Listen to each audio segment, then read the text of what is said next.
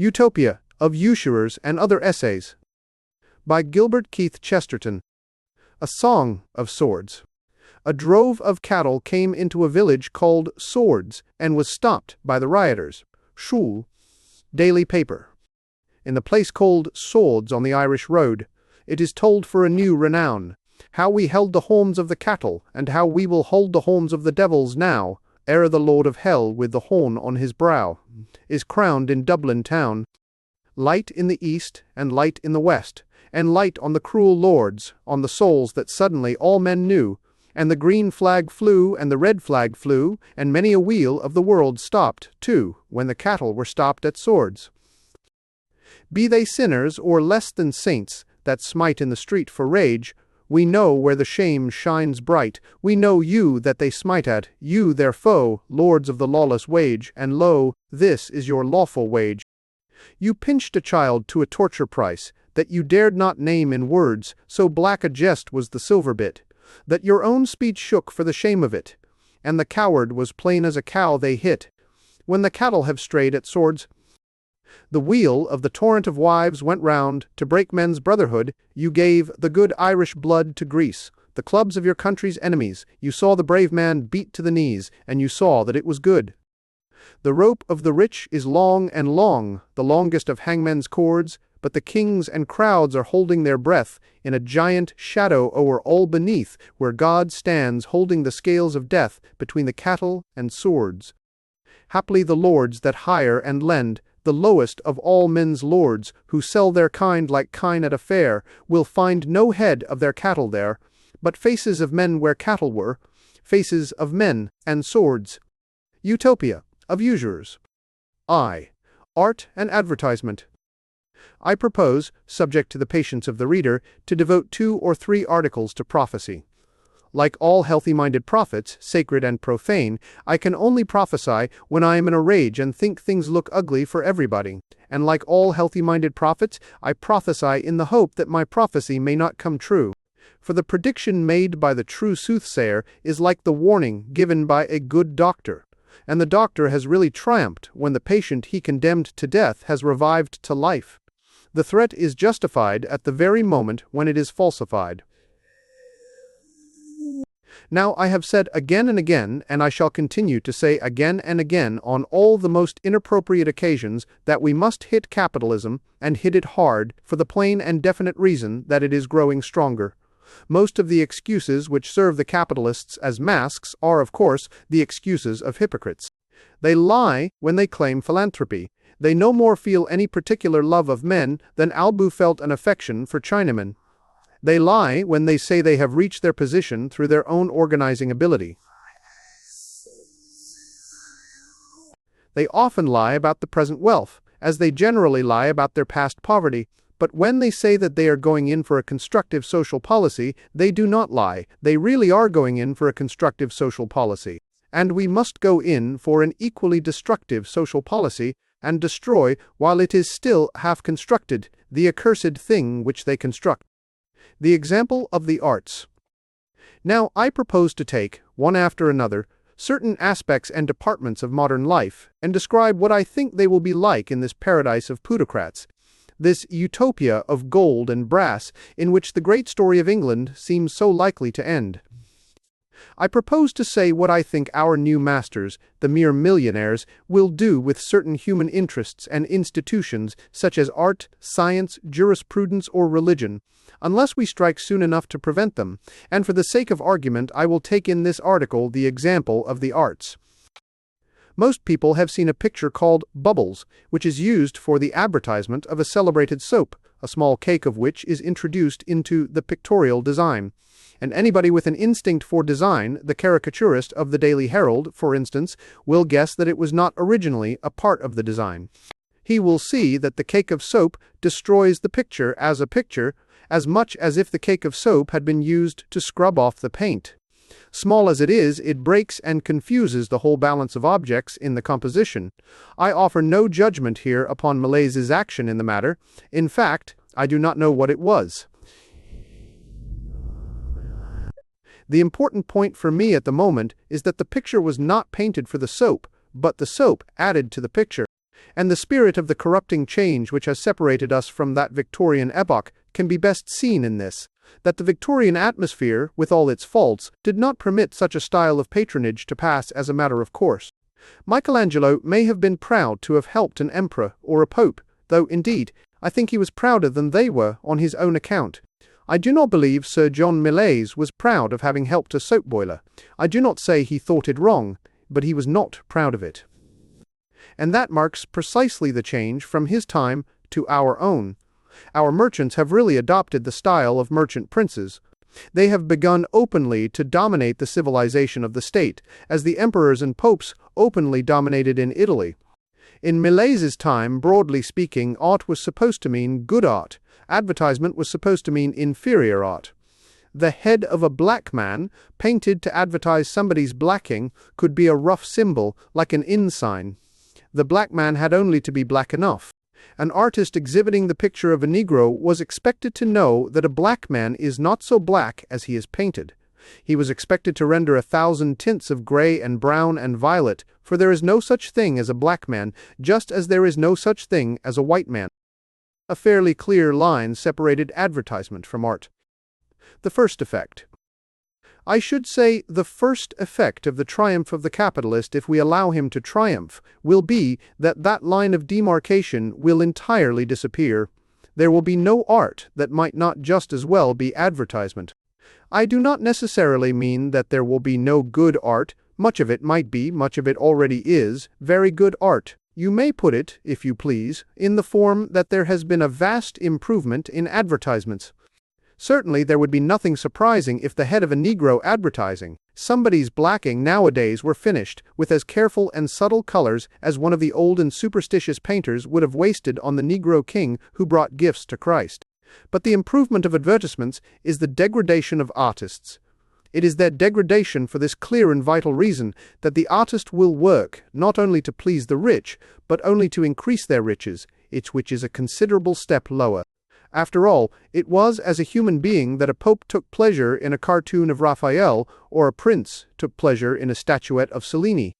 The prince paid for the statuette, but he did not expect the statuette to pay him. It is my impression that no cake of soap can be found anywhere in the cartoons which the Pope ordered of Raphael. And no one who knows the small-minded cynicism of our plutocracy, its secrecy, its gambling spirit, its contempt of conscience, can doubt that the artist-advertiser will often be assisting enterprises over which he will have no moral control and of which he could feel no moral approval. He will be working to spread quack medicines, queer investments, and will work for Marconi instead of Medici.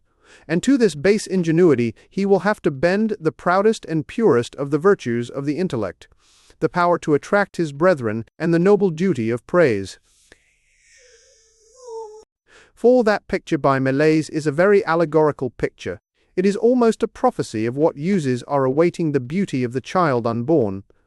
The praise will be of a kind that may correctly be called soap, and the enterprises of a kind that may truly be described as bubbles, letters, and the new laureates.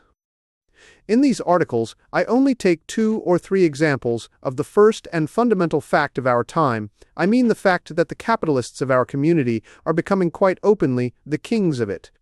In my last and first article, I took the case of art and advertisement. I pointed out that art must be growing worse, merely because advertisement is growing better. In those days, Millais condescended to Piers's soap. In these days, I really think it would be Piers who condescended to Millais. But here I turn to an art I know more about, that of journalism. Only in my ease, the art verges on artlessness. The great difficulty with the English lies in the absence of something one may call democratic imagination. We find it easy to realize an individual, but very hard to realize that the great masses consist of individuals. Our system has been aristocratic in the special sense of there being only a few actors on the stage. And the back scene is kept quite dark, though it is really a throng of faces. Home Rule tended to be not so much the Irish as the grand old man. The Boer War tended not to be so much South Africa as simply Joe. And it is the amusing but distressing fact that every class of political leadership, as it comes to the front in its turn, catches the rays of this isolating limelight and becomes a small aristocracy. Certainly no one has the aristocratic complaint so badly as the Labour Party. At the recent Congress, the real difference between Larkin and the English Labour leaders was not so much in anything right or wrong in what he said, as in something elemental and even mystical in the way he suggested a mob. But it must be plain, even to those who agree with the more official policy, that for Mr. Havelock Wilson, the principal question was Mr. Havelock Wilson, and that Mr. Sexton was mainly considering the dignity and fine feelings of Mr. Sexton. You may say they were as sensitive as aristocrats, or as sulky as babies. The point is that the feeling was personal. But Larkin, like Danton, not only talks like 10,000 men talking, but he also has some of the carelessness of the Colossus of Arcis. Que mon nom soit flétri, que la France soit libre. Frais libre. A dance of degradation. It is needless to say that this respecting of persons has led all the other parties a dance of degradation. We ruined South Africa because it would be a slight on Lord Gladstone to save South Africa. We have a bad army because it would be a snub to Lord Haldane to have a good army. And no Tory is allowed to say Marconi for fear Mr. George should say Kynoch.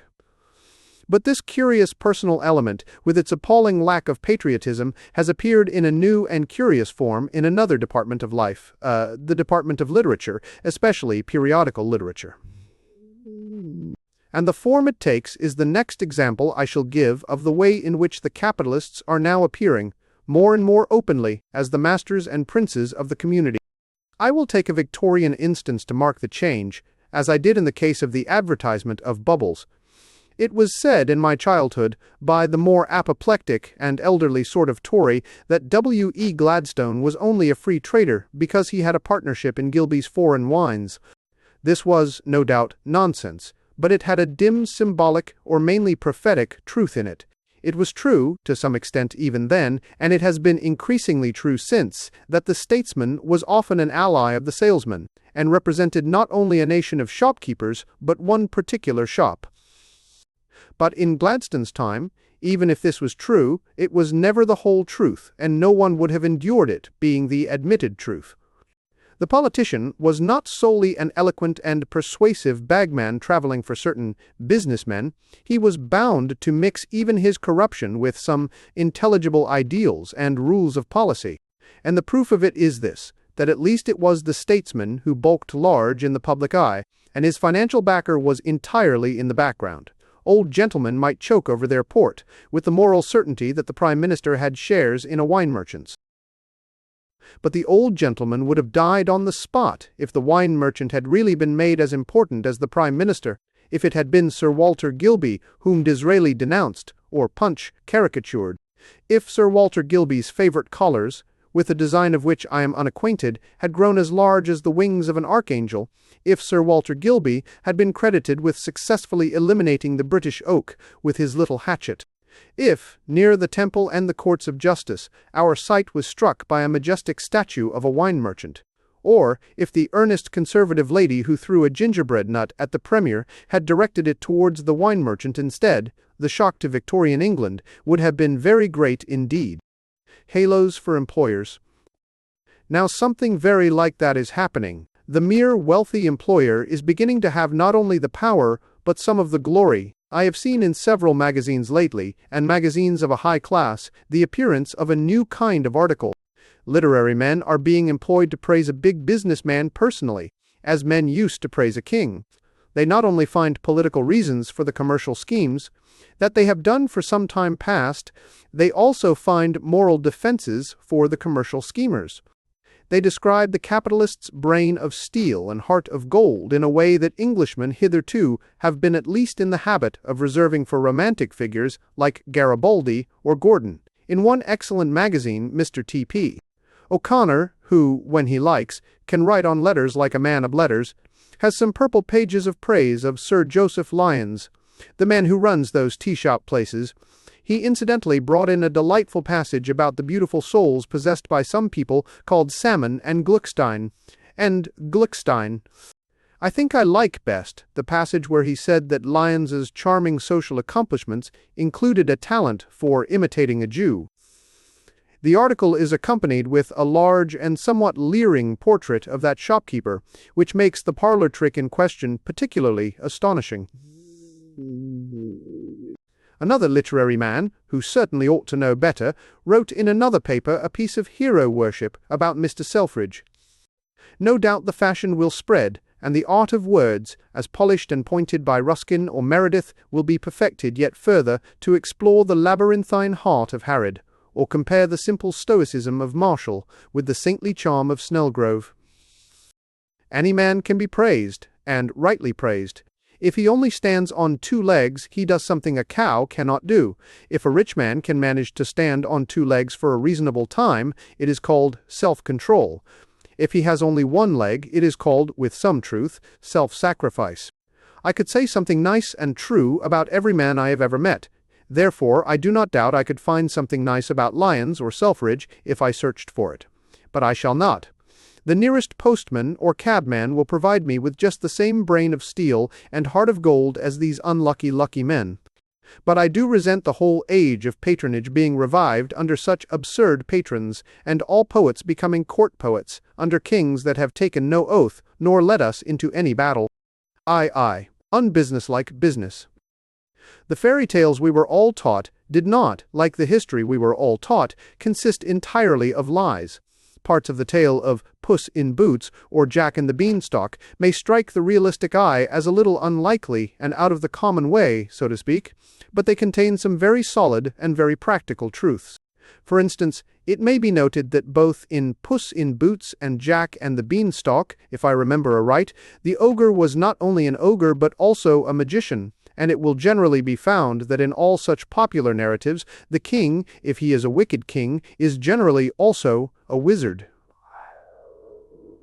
Now there is a very vital human truth enshrined in this. Bad government, like good government, is a spiritual thing. Even the tyrant never rules by force alone, but mostly by fairy tales, and so it is with the modern tyrant, the great employer. The sight of a millionaire is seldom, in the ordinary sense, an enchanting sight. Nevertheless, he is in his way an enchanter. As they say in the gushing articles about him in the magazines, he is a fascinating personality. So is a snake. At least he is fascinating to rabbits, and so is the millionaire to the rabbit-witted sort of people that ladies and gentlemen have allowed themselves to become. He does, in a manner, cast a spell, such as that which imprisoned princes and princesses under the shapes of falcons or stags.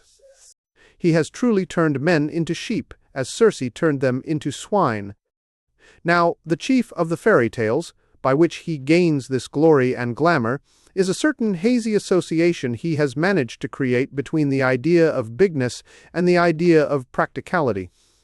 Numbers of the rabbit-witted ladies and gentlemen do really think, in spite of themselves and their experience, that so long as a shop has hundreds of different doors and a great many hot and unhealthy underground departments, they must be hot.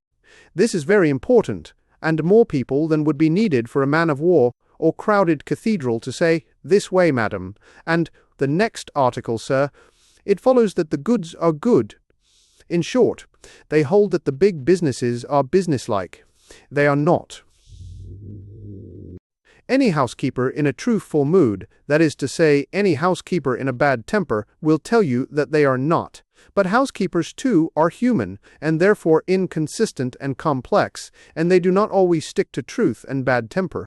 They are also affected by this queer idolatry of the enormous and elaborate, and cannot help feeling that anything so complicated must go like clockwork. But complexity is no guarantee of accuracy, in clockwork or in anything else. A clock can be as wrong as the human head, and a clock can stop as suddenly as the human heart. But this strange poetry of plutocracy prevails over people against their very senses. You write to one of the great London stores or emporia, asking, let us say, for an umbrella. A month or 2 afterwards you receive a very elaborately constructed parcel containing a broken parasol. You are very pleased. You are gratified to reflect on what a vast number of assistants and employees had combined to break that parasol. You luxuriate in the memory of all those long rooms and departments, and wonder in which of them the parasol that you never ordered was broken. Or you want a toy elephant for your child on Christmas Day, as children, like all nice and healthy people, are very ritualistic. Some week or so after Twelfth Night, let us say, you have the pleasure of removing 3 layers of pasteboards, 5 layers of brown paper, and 15 layers of tissue paper, and discovering the fragments of an artificial crocodile. You smile in an expansive spirit. You feel that your soul has been broadened by the vision of incompetence conducted on so large a scale. You admire all the more the colossal and omnipresent brain of the organizer of industry, who amid all his multitudinous cares did not disdain to remember his duty of smashing even the smallest toy of the smallest child. Or, supposing you have asked him to send you some 2 rolls of cocoa-nut matting, and supposing, after a due interval for reflection, he duly delivers to you the 5 rolls of wire netting. You take pleasure in the consideration of a mystery which coarse minds might have called a mistake. It consoles you to know how big the business is, and what an enormous number of people were needed to make such a mistake. That is the romance that has been told about the big shops, in the literature and art which they have bought, and which, as I said in my recent articles, will soon be quite indistinguishable from their ordinary advertisements. The literature is commercial, and it is only fair to say that the commerce is often really literary. It is no romance, but only rubbish. The big commercial concerns of today are quite exceptionally incompetent. They will be even more incompetent when they are omnipotent. Indeed, that is, and always has been, the whole point of a monopoly. The old and sound argument against a monopoly. It is only because it is incompetent that it has to be omnipotent. When one large shop occupies the whole of one side of a street, or sometimes both sides, it does so in order that men may be unable to get what they want, and may be forced to buy what they don't want. That the rapidly approaching kingdom of the capitalists will ruin art and letters, I have already said. I say here that in the only sense that can be called human, it will ruin trade, too. I will not let Christmas go by, even when writing for a revolutionary paper necessarily appealing to many with none of my religious sympathies, without appealing to those sympathies. I knew a man who sent to a great rich shop for a figure for a group of Bethlehem. It arrived broken. I think that is exactly all that businessmen have now the sense to do. I've the war on holidays. It's preparing the dree of the double astries. The general proposition, not always easy to define exhaustively, that the reign of the capitalist will be the reign of the cad, that is, of the unlicked type that is neither the citizen nor the gentleman, can be excellently studied in its attitude towards holidays. The special emblematic employer of today, especially the model employer, who is the worst sort, has in his starved and evil heart a sincere hatred of holidays. I do not mean that he necessarily wants all his workmen to work until they drop. That only occurs when he happens to be stupid as well as wicked. I do not mean to say that he is necessarily unwilling to grant what he would call decent hours of labor. He may treat men like dirt. But if you want to make money, even out of dirt, you must let it lie fallow by some rotation of rest. He may treat men as dogs, but unless he is a lunatic, he will for certain periods let sleeping dogs lie. But humane and reasonable hours for labor have nothing whatever to do with the idea of holidays. It is not even a question of 10 hours day and 8 hours day. It is not a question of cutting down leisure to the space necessary for food, sleep, and exercise. If the modern employer came to the conclusion, for some reason or other, that he could get most out of his men by working them hard for only 2 hours a day, his whole mental attitude would still be foreign and hostile to holidays. For his whole mental attitude is that the passive time and the active time are alike useful for him and his business. All is, indeed, grist that comes to his mill, including the millers. His slaves still serve him in unconsciousness, as dogs still hunt in slumber. His grist is ground not only by the sounding wheels of iron, but by the soundless wheel of blood and brain. His sacks are still filling silently when the doors are shut on the streets, and the sound of the grinding is low. The great holiday. Now a holiday has no connection with using a man either by beating or feeding him. When you give a man a holiday, you give him back his body and soul. It is quite possible you may be doing him an injury, though he seldom thinks so, but that does not affect the question for those to whom a holiday is holy. Immortality is the great holiday, And a holiday, like the immortality in the old theologies, is a double-edged privilege, but wherever it is genuine, it is simply the restoration and completion of the man. If people ever looked at the printed word under their eye, the word recreation would be like the word resurrection, the blast of a trumpet. A man, being merely useful, is necessarily incomplete, especially if he be a modern man and means by being useful being utilitarian. A man going into a modern club gives up his hat. A man going into a modern factory gives up his head. He then goes in and works loyally for the old firm to build up the great fabric of commerce, which can be done without a head.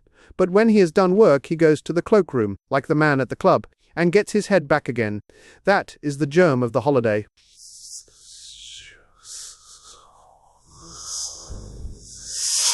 It may be urged that the clubman who leaves his hat often goes away with another hat, and perhaps it may be the same with the factory hand who has left his head.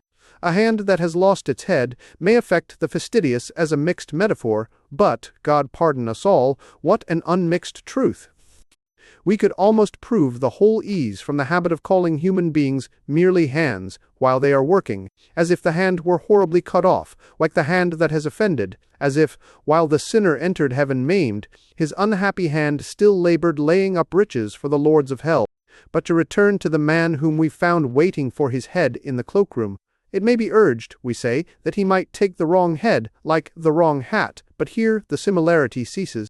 For it has been observed by benevolent onlookers at life's drama that the hat taken away by mistake is frequently better than the real hat, whereas the head taken away after the hours of toil is certainly worse, stained with the cobwebs and dust of this dustbin of all the centuries. The supreme adventure. All the words dedicated to places of eating and drinking are pure and poetic words. Even the word hotel is the word hospital, and St. Julian, whose claret I drank this Christmas, was the patron saint of innkeepers, because, as far as I can make out, he was hospitable to lepers.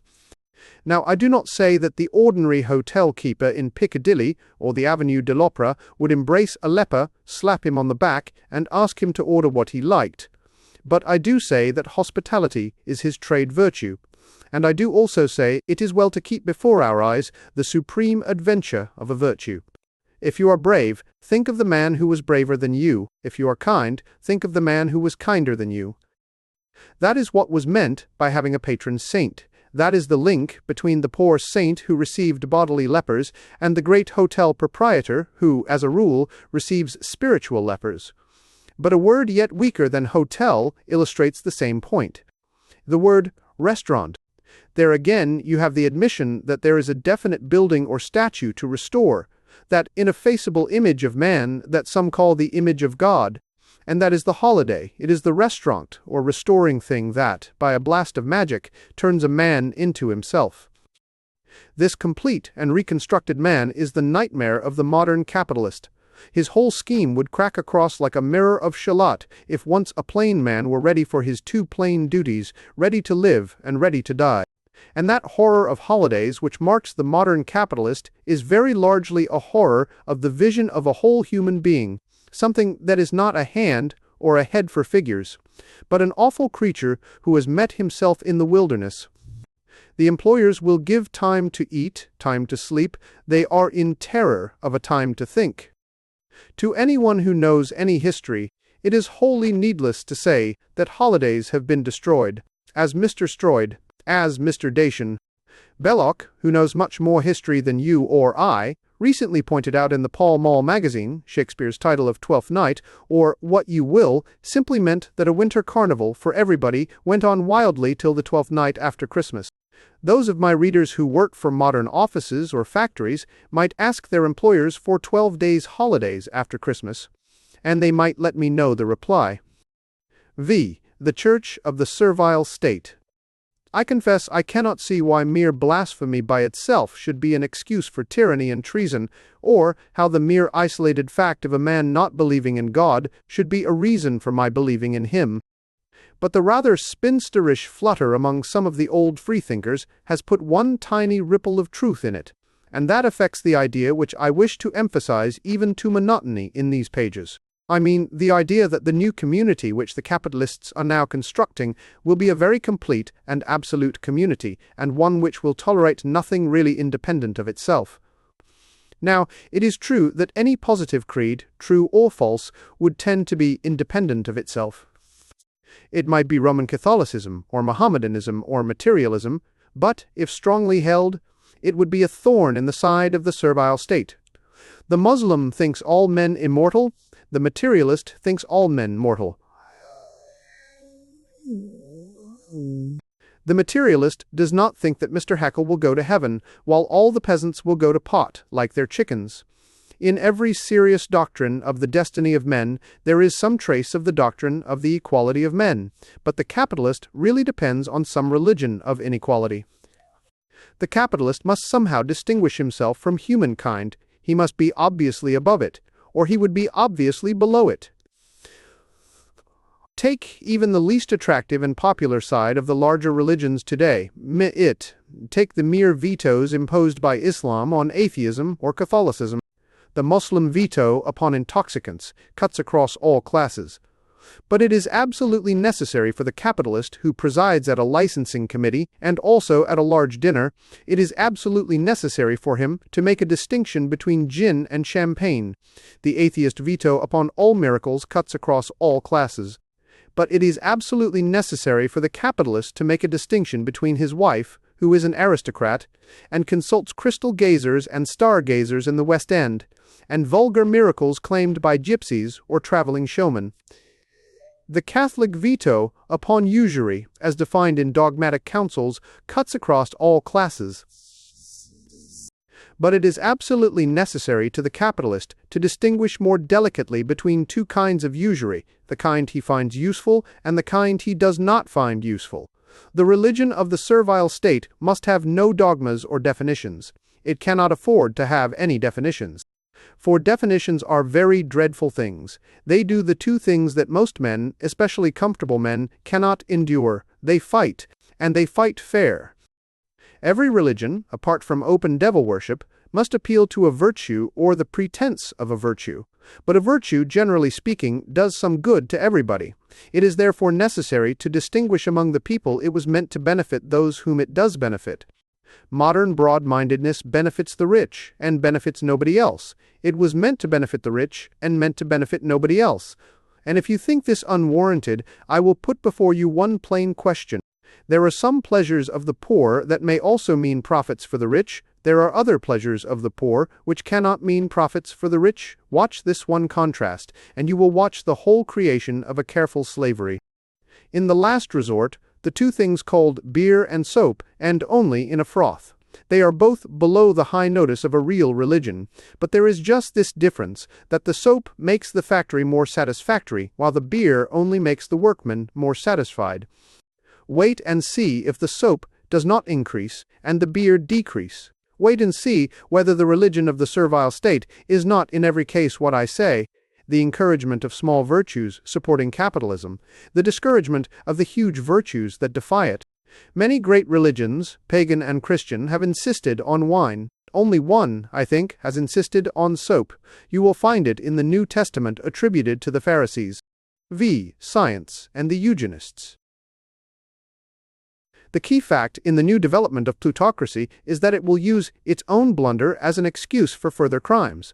Everywhere the very completeness of the impoverishment will be made a reason for the enslavement, though the men who impoverished were the same who enslaved.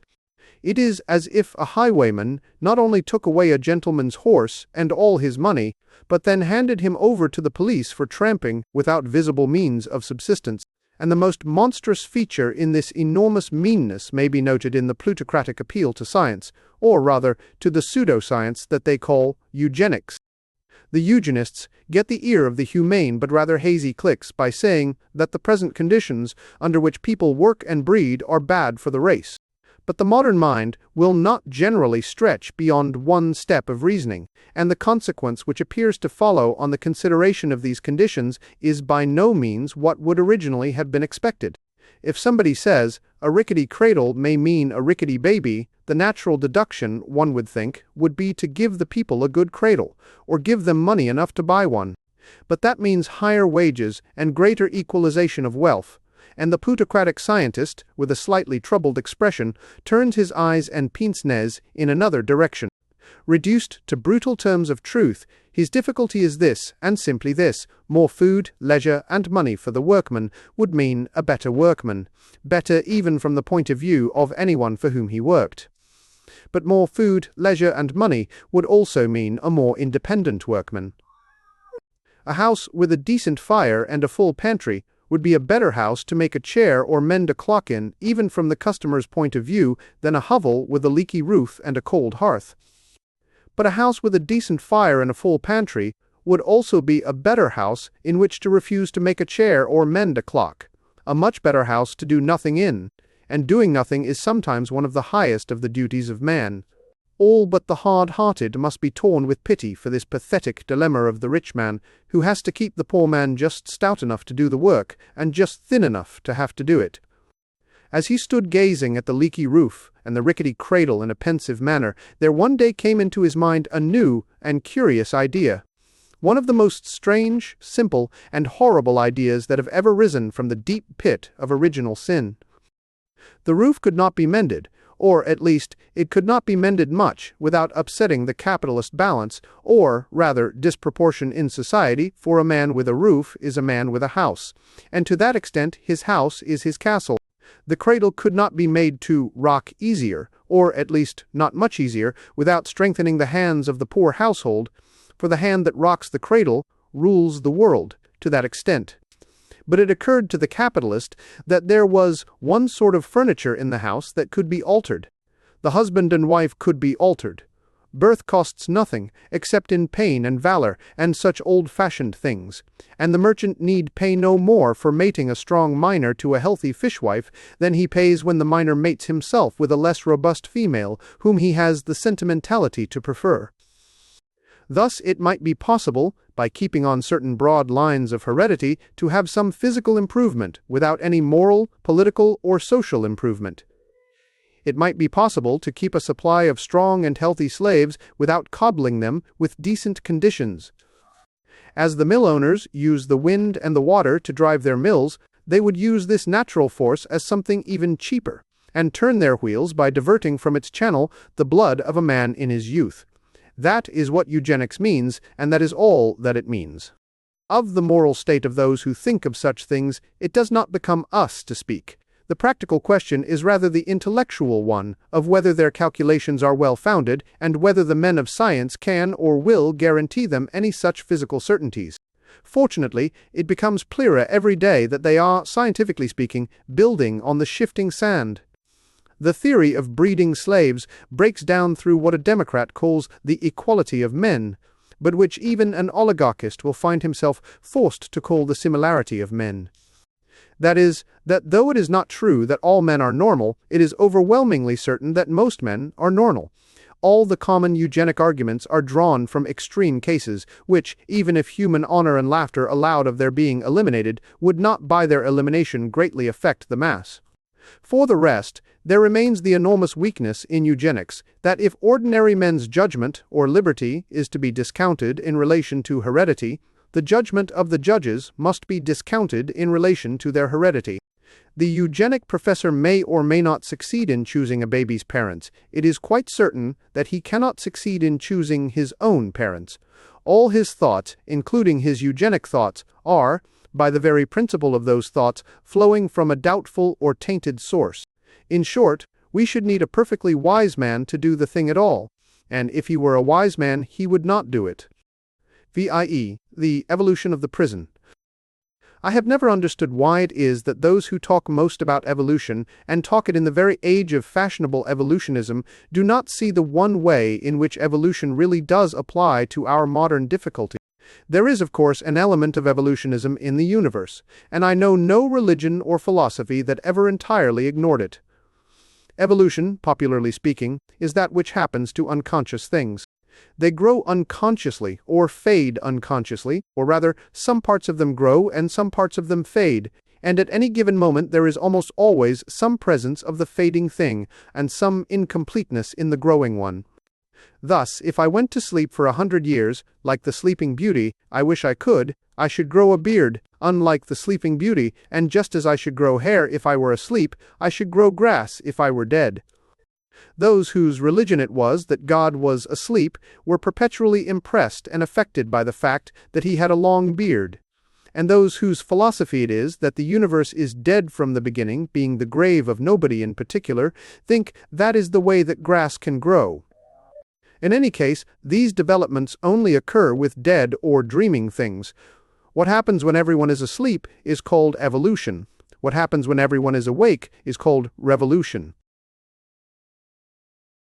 There was once an honest man, whose name I never knew, but whose face I can almost see. It is framed in Victorian whiskers and fixed in a Victorian neckcloth, who was balancing the achievements of France and England in civilization and social efficiencies. And when he came to the religious aspect, he said that there were more stone and brick churches used in France, but, on the other hand, there are more sects in England. Whether such a lively disintegration is a proof of vitality in any valuable sense, I have always doubted. The sun may breed maggots in a dead dog, but it is essential for such a liberation of life that the dog should be unconscious, or, to say the least of it, absent-minded. Broadly speaking, you may call the thing corruption, if you happen to like dogs. You may call it evolution, if you happen to like maggots. In either case, it is what happens to things if you leave them alone. The evolutionists' error. Now, the modern evolutionists have made no real use of the idea of evolution, especially in the matter of social prediction. They always fall into what is, from their logical point of view, the error of supposing that evolution knows what it is doing. They predict the state of the future as a fruit, rounded and polished. But the whole point of evolution, the only point there is in it, is that no state will ever be rounded and polished, because it will always contain some organs that outlive their use, and some that have not yet fully found theirs. If we wish to prophesy what will happen, we must imagine things now moderate, grown enormous, things now local, grown universal, things now promising, grown triumphant, primroses bigger than sunflowers, and sparrows stalking about like flamingos. In other words, we must ask what modern institution has a future before it. What modern institution may have swollen to 6 times its present size in the social heat and growth of the future? I do not think the Garden City will grow, but of that I may speak in my next and last article of this series. I do not think even the ordinary elementary school with its compulsory education will grow.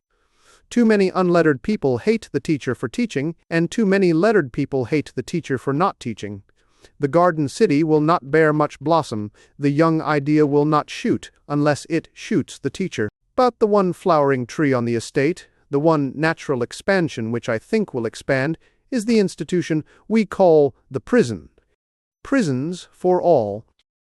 If the capitalists are allowed to erect their constructive capitalist community, I speak quite seriously when I say that I think prison will become an almost universal experience. It will not necessarily be a cruel or shameful experience. On these points, I concede certainly for the present purpose of debate. It may be a vastly improved experience. The conditions in the prison, very possibly, will be made more humane, but the prison will be made more humane only in order to contain more of humanity. I think little of the judgment and sense of humor of any man who can have watched recent police trials without realizing that it is no longer a question of whether the law has been broken by a crime, but now solely a question of whether the situation could be mended by an imprisonment. It was so with Tom Mann, it was so with Larkin, it was so with the poor atheist who was kept in gaol for saying something he had been acquitted of saying. It is so in such cases day by day. We no longer lock a man up for doing something, we lock him up in the hope of his doing nothing. Given this principle, it is evidently possible to make the mere conditions of punishment more moderate, or, more probably, more secret. There may really be more mercy in the prison, on condition that there is less justice in the court. I should not be surprised if, before we are done with all this, a man was allowed to smoke in prison, on condition, of course, that he had been put in prison for smoking. Now, that is the process which, in the absence of democratic protest, will certainly proceed, will increase and multiply and replenish the earth and subdue it. Prison may even lose its disgrace for a little time. It will be difficult to make it disgraceful when men like Larkin can be imprisoned for no reason at all, just as his celebrated ancestor was hanged for no reason at all. But capitalist society, which naturally does not know the meaning of honor, cannot know the meaning of disgrace, and it will still go on imprisoning for no reason at all, or rather for that rather simple reason that makes a cat spring or a rat run away. It matters little whether our masters stoop to state the matter in the form that every prison should be a school, or in the more candid form that every school should be a prison. They have already fulfilled their servile principle in the case of the schools. Everyone goes to the elementary schools except the few people who tell them to go there. I prophesy that unless our revolt succeeds, nearly everyone will be going to prison with a precisely similar patience. VI. The lash for labor. If I were to prophesy that 200 years hence a grocer would have the right and habit of beating the grocer's assistant with a stick, or that shopgirls might be flogged, as they already can be fined, many would regard it as rather a rash remark. Prophecy is always unreliable, unless we accept the kind which is avowedly irrational, mystical, and supernatural prophecy. But relatively to nearly all the other prophecies that are being made around me today, I should say, my prediction stood an exceptionally good chance.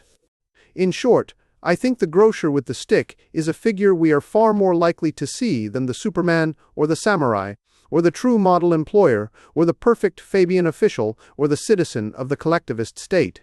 And it is best for us to see the full ugliness of the transformation which is passing over our society in some such abrupt and even grotesque image at the end of it. Nero not only fiddled while Rome was burning, but he probably really paid more attention to the fiddle than to the fire. The Roi Soleil, like many other soleils, was most splendid to all appearance a little before sunset. And if I ask myself, what will be the ultimate and final fruit of all our social reforms, garden cities, model employers, insurances, exchanges, arbitration courts, and so on, then, I say, quite seriously, I think it will be labor under the lash, people 17. The Sultan and the Sack. Let us arrange in some order a number of converging considerations that all point in this direction. 1. It is broadly true, no doubt, that the weapon of the employer has hitherto been the threat of dismissal, that is, the threat of enforced starvation. He is a sultan who need not order the bastinado, so long as he can order the sack. But there are not a few signs that this weapon is not quite so convenient and flexible a one as his increasing rapacities require. The fact of the introduction of fines, secretly or openly, in many shops and factories, proves that it is convenient for the capitalists to have some temporary and adjustable form of punishment besides the final punishment of pure ruin. Nor is it difficult to see the common sense of this from their wholly inhuman point of view. The act of sacking a man is attended with the same disadvantages as the act of shooting a man, one of which is that you can get no more out of him. It is, I am told, distinctly annoying to blow a fellow creature's brains out with a revolver and then suddenly remember that he was the only person who knew where to get the best Russian cigarettes. So our Sultan, who is the orderer of the sack, is also the bearer of the bowstring.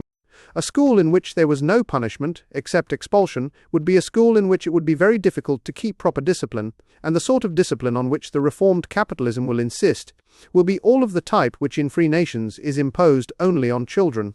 Such a school would probably be in a chronic condition of breaking up for the holidays, and the reasons for the insufficiency of this extreme instrument are also varied and evident. The materialistic sociologists, who talk about the survival of the fittest and the weakest going to the wall, and whose way of looking at the world is to put on the latest and most powerful scientific spectacles, and then shut their eyes, frequently talk as if a workman were simply efficient or non-efficient, as if a criminal were reclaimable or irreclaimable. The employers have sense enough at least to know better than that. They can see that a servant may be useful in one way and exasperating in another, that he may be bad in one part of his work and good in another, that he may be occasionally drunk and yet generally indispensable. Just as a practical schoolmaster would know that a schoolboy can be at once the plague and the pride of the school. Under these circumstances, small and varying penalties are obviously the most convenient things for the person keeping order. An underling can be punished for coming late and yet do useful work when he comes. It will be possible to give a rap over the knuckles without wholly cutting off the right hand that has offended. Under these circumstances, the employers have naturally resorted to fines, but there is a further ground for believing that the process will go beyond fines before it is completed. 2. The fine is based on the old European idea that everybody possesses private property in some reasonable degree, but not only is this not true today, but it is not being made any truer even by those who honestly believe that they are mending matters. The great employers will often do something towards improving what they call the conditions of their workers. But a worker might have his conditions as carefully arranged as a racehorse has, and still have no more personal property than a racehorse. If you take an average poor seamstress or factory girl, you will find that the power of chastising her through her property has very considerable limits. It is almost as hard for the employer of labour to tax her for punishment as it is for the Chancellor of the Exchequer to tax her for revenue. The next most obvious thing to think of course, would be imprisonment, and that might be effective enough under simpler conditions. An old-fashioned shopkeeper might have locked up his apprentice in his coal cellar, but his coal cellar would be a real, pitch-dark coal cellar, and the rest of his house would be a real human house. Everybody, especially the apprentice, would see a most perceptible difference between the two. But, as I pointed out in the article before this, the whole tendency of the capitalist legislation and experiment is to make imprisonment much more general and automatic, while making it, or professing to make it, more humane. In other words, the hygienic prison and the servile factory will become so uncommonly like each other that the poor man will hardly know or care whether he is at the moment expiating an offense or merely swelling a dividend. In both places there will be the same sort of shiny tiles. In neither place will there be any cell so unwholesome as a coal cellar or so wholesome as a home. The weapon of the prison, therefore, like the weapon of the fine, will be found to have considerable limitations to its effectiveness when employed against the wretched, reduced citizen of our day. Whether it be property or liberty, you cannot take from him what he has not got. You cannot imprison a slave, because you cannot enslave a slave. The barbarous revival. 3. Most people, on hearing the suggestion that it may come to corporal punishment at last, as it did in every slave system I ever heard of, including some that were generally kindly, and even successful, will merely be struck with horror and incredulity. And feel that such a barbarous revival is unthinkable in the modern atmosphere. How far it will be, or need be, a revival of the actual images and methods of ruder times I will discuss in a moment. But first, as another of the converging lines tending to corporal punishment, consider this, that for some reason or other, the old full-blooded and masculine humanitarianism in this matter has weakened and fallen silent. It has weakened and fallen silent in a very curious manner, the precise reason for which I do not altogether understand. I knew the average liberal, the average nonconformist minister, the average labor member, the average middle-class socialist were, with all their good qualities, very deficient in what I consider a respect for the human soul. But I did imagine that they had the ordinary modern respect for the human body. The fact, however, is clear and incontrovertible.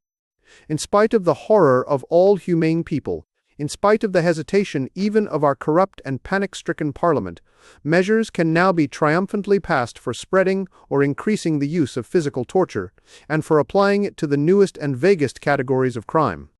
30 or 40 years ago, nay, 20 years ago, when Mr. F. Hugh O'Donnell and others forced a Liberal government to drop the cat o' nine tails like a scorpion, we could have counted on a mass of honest hatred of such things.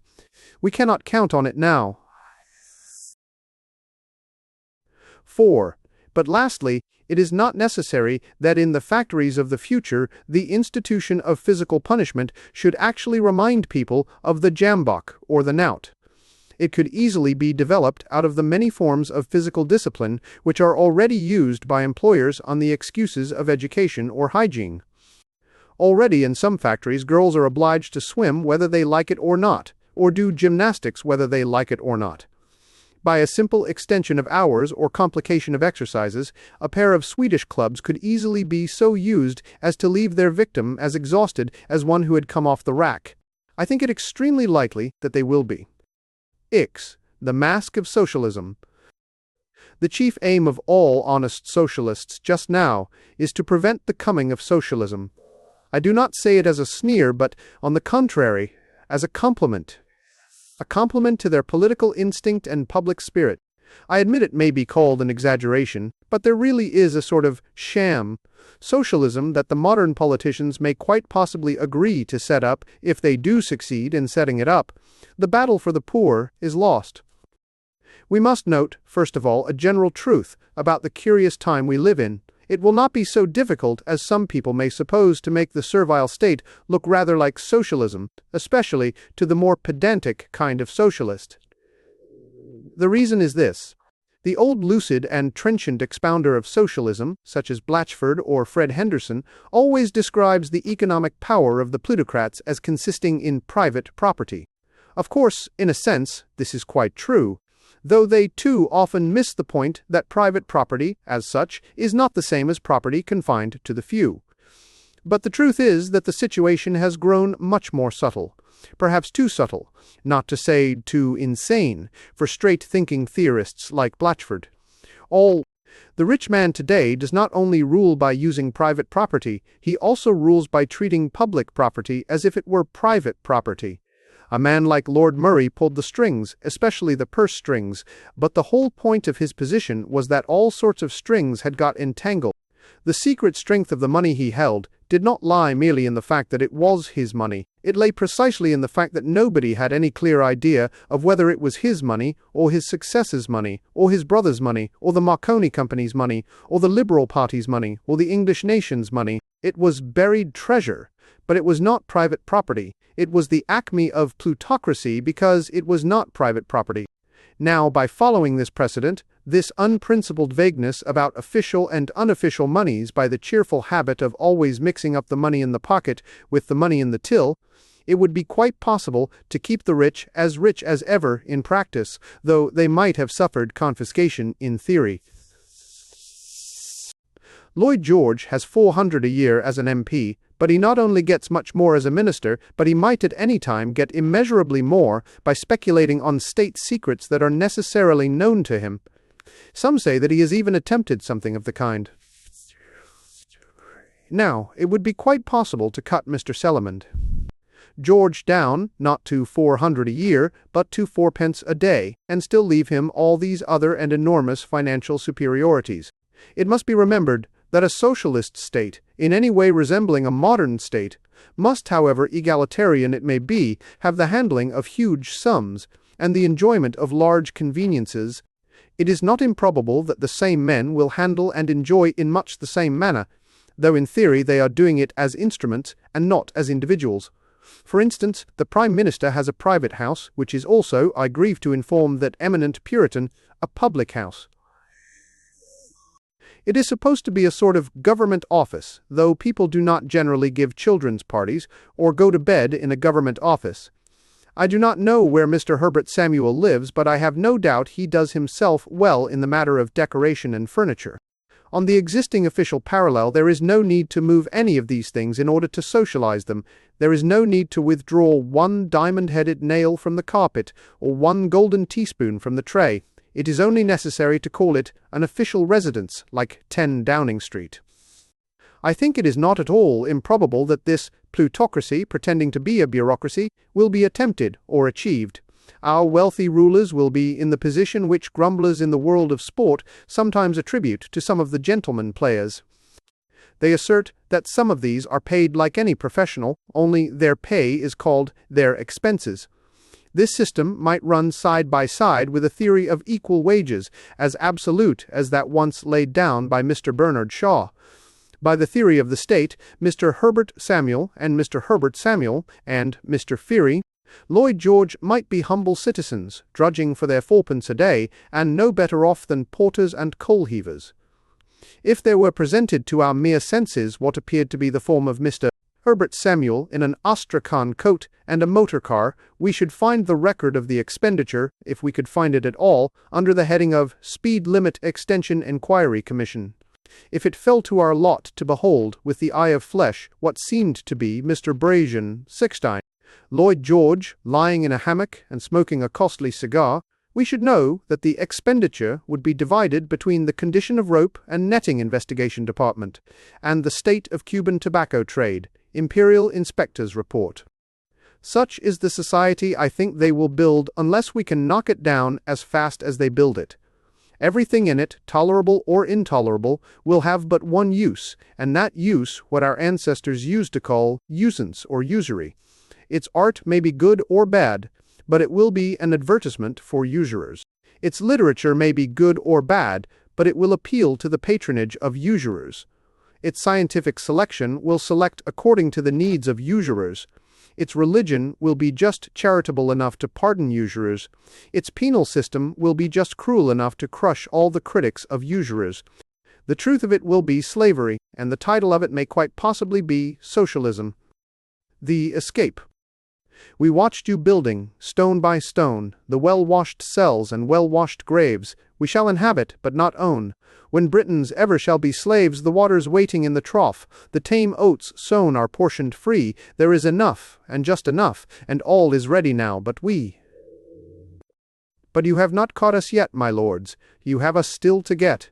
A sorry army you'd have got. Its flags are rags that float and rot. Its drums are empty pan and pot. Its baggage is an empty cot. But you have not caught us yet. A little, and we might have slipped, when came your rumours, and your sales, and the foiled rich men, feeble-lipped Saeed, and unsaid their sorry tales. Great God!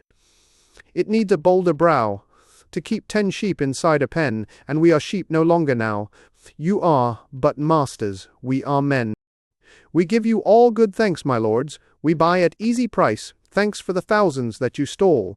The bribes by wire, the bets on coal, the knowledge of that naked hole that hath delivered our flesh and soul out of your paradise.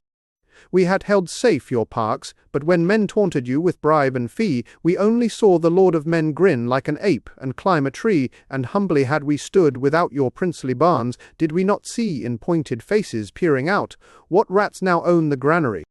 It is too late, my lords. We give you back your grace. You cannot, with all cajoling, make the wet ditch, or winds that sting, lost pride, or the pawned wedding rings, or drink or death a blacker thing than a smile upon your face. The new raid. The two kinds of social reform, one of which might conceivably free us at last while the other would certainly enslave us forever, are exhibited in an easy working model in the two efforts that have been made for the soldiers' wives. I mean, the effort to increase their allowance and the effort to curtail their alleged drinking. In the preliminary consideration, at any rate, we must see the second question as quite detached from our own sympathies on the special subject of fermented liquor. It could be applied to any other pleasure or ornament of life. It will be applied to every other pleasure and ornament of life if the capitalist campaign can succeed. The argument we know, but it cannot be too often made clear. An employer, let us say, pays a seamstress 2 pence a day, and she does not seem to thrive on it. So little, perhaps, does she thrive on it, that the employer has even some difficulty in thriving upon her. There are only 2 things that he can do, and the distinction between them cuts the whole social and political world in two. It is a touchstone by which we can, not sometimes, but always, distinguish economic equality from servile social reform. He can give the girl some magnificent sum, such as 6 pence a day, to do as she likes with, and trust that her improved health and temper will work for the benefit of his business. Or he may keep her to the original sum of £1 a week, but earmark each of the pennies to be used or not to be used for a particular purpose. If she must not spend this penny on a bunch of violets, or that penny on a novelette, or the other penny on a toy for some baby, it is possible that she will concentrate her expenditure more upon physical necessities, and so become, from the employer's point of view, a more efficient person. Without the trouble of adding 2 pence to her wages, he has added 2 pennyworth to her food. In short, she has the holy satisfaction of being worth more without being paid more. This capitalist is an ingenious person, and has many polished characteristics, but I think the most singular thing about him is his staggering lack of shame. Neither the hour of death, nor the day of reckoning, neither the tent of exile, nor the house of mourning, neither chivalry, nor patriotism, neither womanhood nor widowhood, is safe at this supreme moment from his dirty little expedient of dieting the slave.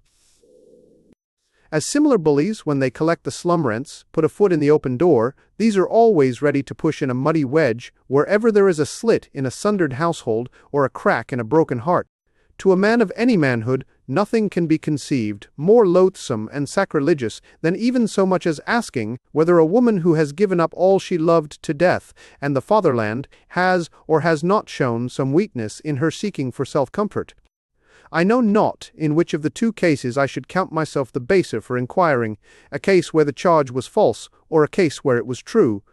But the philanthropic employer of the sort I describe is not a man of any manhood. In a sense, he is not a man at all. He shows some consciousness of the fact when he calls his workers men, as distinct from masters. He cannot comprehend the gallantry of costermongers or the delicacy that is quite common among cabmen. He finds this social reform by half rations on the whole to his mercantile profit, and it will be hard to get him to think of anything else. But there are people assisting him, people like the Duchess of Marlborough, who know not their right hand from their left, and to these we may legitimately address our remonstrance and a resume of some of the facts they do not know. The Duchess of Marlborough is, I believe, an American, and this separates her from the problem in a special way, because the drink question in America is entirely different from the drink question in England. But I wish the Duchess of Marlborough would pin up in her private study, side by side with the Declaration of Independence, a document recording the following simple truths. 1. Beer, which is largely drunk in public houses, is not a spirit, or a grog, or a cocktail, or a drug. It is the common English liquid for quenching the thirst. It is so still among innumerable gentlemen, and, until very lately, was so among innumerable ladies. Most of us remember dames of the last generation whose manners were fit for Versailles, and who drank ale or stout as a matter of course. Schoolboys drank ale as a matter of course, and their schoolmasters gave it to them as a matter of course. To tell a poor woman that she must not have any until half the day is over is simply cracked, like telling a dog or a child that he must not have water.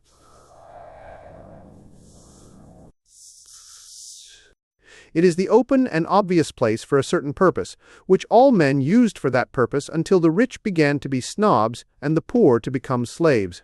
One might as well warn people against Willesden Junction. 36. Many poor people live in houses where they cannot, without great preparation, offer hospitality. 4. The climate of these picturesque islands does not favor conducting long conversations with one's oldest friends on an iron seat in the park. 5. 11:30 a.m. is not early in the day for a woman who gets up before 6. 6. The bodies and minds of these women belong to God and to themselves.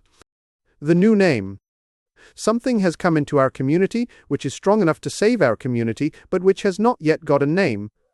Let no one fancy I confess any unreality when I confess the namelessness.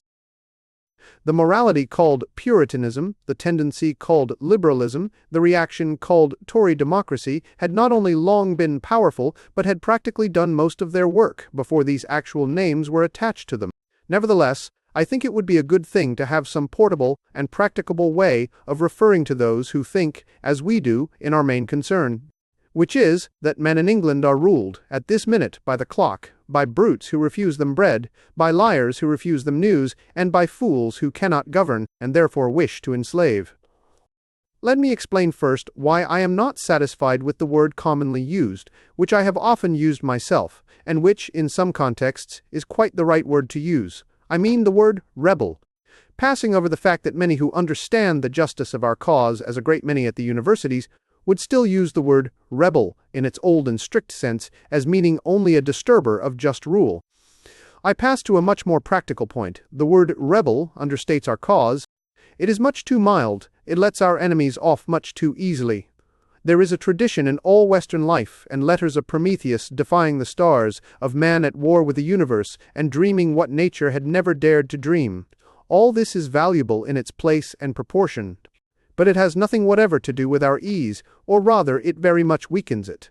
The plutocrats will be only too pleased if we profess to preach a new morality, for they know jolly well that they have broken the old one. They will be only too pleased to be able to say that we, by our own confession, are merely restless and negative, that we are only what we call rebels, and they call cranks.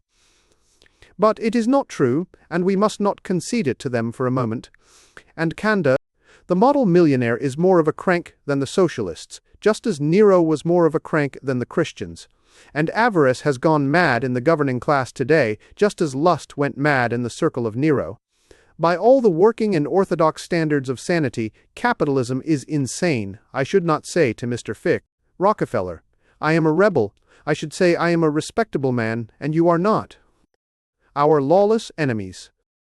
But the vital point is that the confession of mere rebellion softens the startling lawlessness of our enemies. Suppose a publisher's clerk politely asked his employer for a rise in his salary, and, on being refused, said he must leave the employment. Suppose the employer knocked him down with a ruler, tied him up as a brown paper parcel, addressed him, in a fine business hand, to the governor of Rio de Janeiro, and then asked the policeman to promise never to arrest him for what he had done. That is a precise copy, in every legal and moral principle, of the deportation of the strikers. They were assaulted and kidnapped for not accepting a contract, and for nothing else, and the act was so avowedly criminal that the law had to be altered afterwards to cover the crime. Now suppose some postal official between here and Rio de Janeiro had noticed a faint kicking inside the brown paper parcel and had attempted to ascertain the cause. And suppose the clerk could only explain, in a muffled voice through the brown paper, that he was by constitution and temperament a rebel. Don't you see that he would be rather understating his case? Don't you see he would be bearing his injuries much too meekly? They might take him out of the parcel, but they would very possibly put him into a madhouse instead. Symbolically speaking, that is what they would like to do with us. Symbolically speaking, the dirty misers who rule us will put us in a madhouse, unless we can put them there. Or, suppose a bank cashier were admittedly allowed to take the money out of the till and put it loose in his pocket, more or less mixed up with his own money, afterwards laying some of both at different odds on blue murder for the Derby. Suppose, when some depositor asked mildly what day the accountants came, he smote that astonished inquirer on the nose, crying, "Slanderer! Mudslinger!" and suppose he then resigned his position. Suppose no books were shown. Suppose when the new cashier came to be initiated into his duties, the old cashier did not tell him about the money, but confided it to the honor and delicacy of his own maiden aunt at Cricklewood. Suppose he then went off in a yacht to visit the whale fisheries of the North Sea. Well, in every moral and legal principle, that is a precise account of the dealings with the party funds. But what would the bankers say? What would the clients say? One thing, I think, I can venture to promise, the banker would not march up and down the office exclaiming in rapture, "I'm a rebel, that's what I am, a rebel." And if he said to the first indignant depositor, "You are a rebel," I fear the depositor might answer, "You are a robber." We have no need to elaborate arguments for breaking the law. The capitalists have broken the law. We have no need of further moralities. They have broken their own morality. It is as if you were to run down the street shouting, "Communism, communism, share, share," after a man who had run away with your watch. We want a term that will tell everybody that there is, by the common standard, frank fraud and cruelty pushed to their fierce extreme, and that we are fighting them. We are not in a state of divine discontent. We are in an entirely human and entirely reasonable rage. We say we have been swindled and oppressed, and we are quite ready and able to prove it before any tribunal that allows us to call a swindler a swindler. It is the protection of the present system that most of its tribunals do not. I cannot at the moment think of any party name that would particularly distinguish us from our more powerful and prosperous opponents, unless it were the name the old Jacobites gave themselves, the Honest Party. Captured our standards. I think it is plain that for the purpose of facing these new and infamous modern facts, we cannot, with any safety, depend on any of the old 19th century names, socialist or communist, or radical, or liberal, or labor. They are all honorable names. They all stand, or stood, for things in which we may still believe. We can still apply them to other problems, but not to this one. We have no longer a monopoly of these names. Let it be understood that I am not speaking here of the philosophical problem of their meaning, but of the practical problem of their use. When I called myself a radical, I knew Mr. Balfour would not call himself a radical, therefore there was some use in the word. When I called myself a socialist, I knew Lord Penrhyn would not call himself a socialist, therefore there was some use in the word.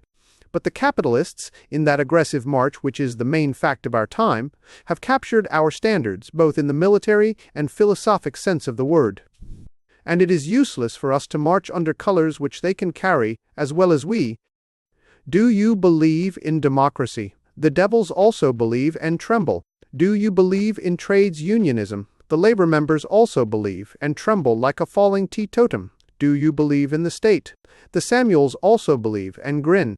Do you believe in the centralization of empire? So did Bayet. Do you believe in the decentralization of empire? So does Albu. Do you believe in the brotherhood of men? And do you, dear brethren, believe that Brother Arthur Henderson does not? Do you cry, "The world for the workers," and do you imagine Philip Snowden would not? What we need is a name that shall declare, not that the modern treason and tyranny are bad, but that they are quite literally intolerable, and that we mean to act accordingly. I really think the limits would be as good a name as any. But anyhow, something is born among us that is as strong as an infant Hercules, and it is part of my prejudices to want it christened. I advertise for godfathers and godmothers. A workman's history of England. A thing which does not exist, and which is very much wanted, is a working man's history of England. I do not mean a history written for working men. There are whole dustbins of them. I mean a history written by working men or from the working men's standpoint. I wish 5 generations of a fisher's or a miner's family could incarnate themselves in one man and tell the story.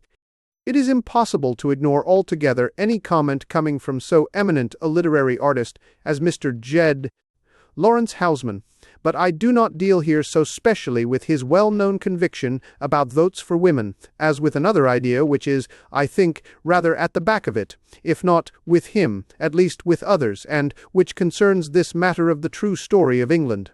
For the true story is so entirely different from the false official story that the official classes tell that by this time the working class itself has largely forgotten its own experience. Either story can be quite logically linked up with female suffrage, which, therefore, I leave where it is for the moment, merely confessing that, so long as we get hold of the right story and not the wrong story, it seems to me a matter of secondary importance whether we link it up with female suffrage or not. Now, the ordinary version of recent English history that most moderately educated people have absorbed from childhood is something like this: that we emerged slowly from a semi-barbarism in which all the power and wealth were in the hands of kings and a few nobles, that the king's power was broken first, and then, in due time, that of the nobles, that this piecemeal improvement was brought about by one class after another, waking up to a sense of citizenship and demanding a place in the national councils, frequently by riot or violence. And that in consequence of such menacing popular action, the franchise was granted to one class after another and used more and more to improve the social conditions of those classes, until we practically became a democracy, save for such exceptions as that of the women. I do not think anyone will deny that something like that is the general idea of the educated man who reads a newspaper, and of the newspaper that he reads. That is the view current at public schools and colleges.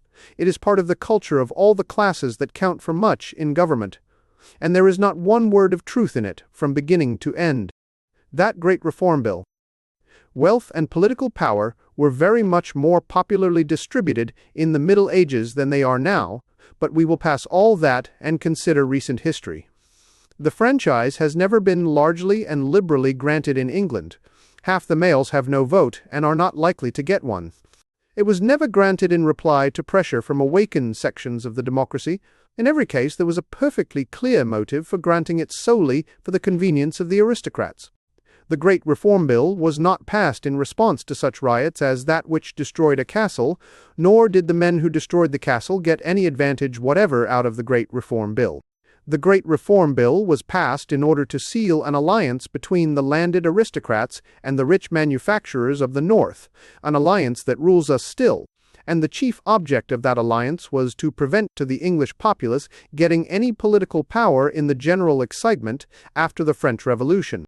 No one can read Macaulay's speech on the Chartists, for instance, and not see that this is so. Disraeli's further extension of the suffrage was not affected by the intellectual vivacity and pure republican theory of the mid-Victorian agricultural labourer. It was effected by a politician who saw an opportunity to dish the Whigs and guessed that certain orthodoxies in the more prosperous artisan might yet give him a balance against the commercial radicals. And while this very thin game of wire-pulling, with the mere abstraction of the vote, was being worked entirely by the oligarchs and entirely in their interests, the solid and real thing that was going on was the steady despoiling of the poor of all power or wealth, until they find themselves today upon the threshold of slavery, that is, the working man's history of England. Now, as I have said, I care comparatively little what is done with the mere voting part of the matter, so long as it is not claimed in such a way as to allow the plutocrat to escape his responsibility for his crimes by pretending to be much more progressive or much more susceptible to popular protest than he ever has been. And there is this danger in many of those who have answered me. One of them, for instance, says that women have been forced into their present industrial situations by the same iron economic laws that have compelled men. I say that men have not been compelled by iron economic laws, but in the main by the coarse and Christless cynicism of other men. But of course, this way of talking is exactly in accordance with the fashionable and official version of English history. Thus, you will read that the monasteries, places where men of the poorest origin could be powerful, grew corrupt and gradually decayed. Or you will read that the medieval guilds of free workmen yielded at last to an inevitable economic law. You will read this, and you will be reading lies. They might as well say that Julius Caesar gradually decayed at the foot of Pompey's statue. You might as well say that Abraham Lincoln yielded at last to an inevitable economic law. The free medieval guilds did not decay, they were murdered. Solid men with solid guns and halberds, armed with lawful warrants from living statesmen, broke up their corporations and took away their hard cash from them. In the same way, the people in Cradley Heath are no more victims of a necessary economic law than the people in Putumayo. They are victims of a very terrible creature, of whose sins much has been said since the beginning of the world, and of whom it was said of old, "Let us fall into the hands of God, for his mercies are great. But let us not fall into the hands of man." The capitalist is in the dock. Now it is this offering of a false economic excuse for the sweater that is the danger in perpetually saying that the poor woman will use the vote and that the poor man has not used it. The poor man is prevented from using it, prevented by the rich man, and the poor woman would be prevented in exactly the same gross and stringent style. I do not deny, of course, that there is something in the English temperament and in the heritage of the last few centuries that makes the English workman more tolerant of wrong than most foreign workmen would be. But this only slightly modifies the main fact of the moral responsibility. To take an imperfect parallel, if we said that Negro slaves would have rebelled if Negroes had been more intelligent, we should be saying what is reasonable. But if we were to say that it could by any possibility be represented as being the Negro's fault that he was at that moment in America and not in Africa, we should be saying what is frankly unreasonable. It is every bit as unreasonable to say the mere supineness of the English workman has put them in the capitalist slave yard. The capitalist has put them in the capitalist slave yard, and very cunning smiths have hammered the chains. It is just this creative criminality in the authors of the system that we must not allow to be slurred over. The capitalist is in the dock today, and so far as I at least can prevent him, he shall not get out of it. The French Revolution and the Irish. It will be long before the poison of the party system is worked out of the body politic. Some of its most indirect effects are the most dangerous. One that is very dangerous just now is this, that for most Englishmen the party system falsifies history, and especially the history of revolutions. It falsifies history because it simplifies history. It paints everything either blue or buff in the style of its own silly circus politics, while a real revolution has as many colors as the sunrise, or the end of the world. And if we do not get rid of this error, we shall make very bad blunders about the real revolution, which seems to grow more and more probable, especially among the Irish. And any human familiarity with history will teach a man this first of all, that party practically does not exist in a real revolution. It is a game for quiet times. If you take a boy who has been to one of those big private schools which are falsely called the public schools, and another boy who has been to one of those large public schools which are falsely called the board schools, you will find some differences between the two, chiefly a difference in the management of the voice. But you will find they are both English in a special way, and that their education has been essentially the same. They are ignorant on the same subjects. They have never heard of the same plain facts. They have been taught the wrong answer to the same confusing question. There is one fundamental element in the attitude of the Eton master talking about playing the game, and the elementary teacher training gutter snipes to sing, "What is the meaning of Empire Day?" And the name of that element is unhistoric. It knows nothing really about England, still less about Ireland or France, and, least of all, of course, about anything like the French Revolution. Revolution by snap division. Now, what general notion does the ordinary English boy, thus taught to utter one ignorance in one of two accents, get and keep through life about the French Revolution? It is the notion of the English House of Commons with an enormous radical majority on one side of the table and a small Tory minority on the other. The majority voting solid for a republic, the minority voting solid for a monarchy, two teams tramping through two lobbies with no difference between their methods and ours, except that owing to some habit peculiar to Gaul, the brief intervals were brightened by a riot or a massacre, instead of by a whiskey and soda and a Marconi tip.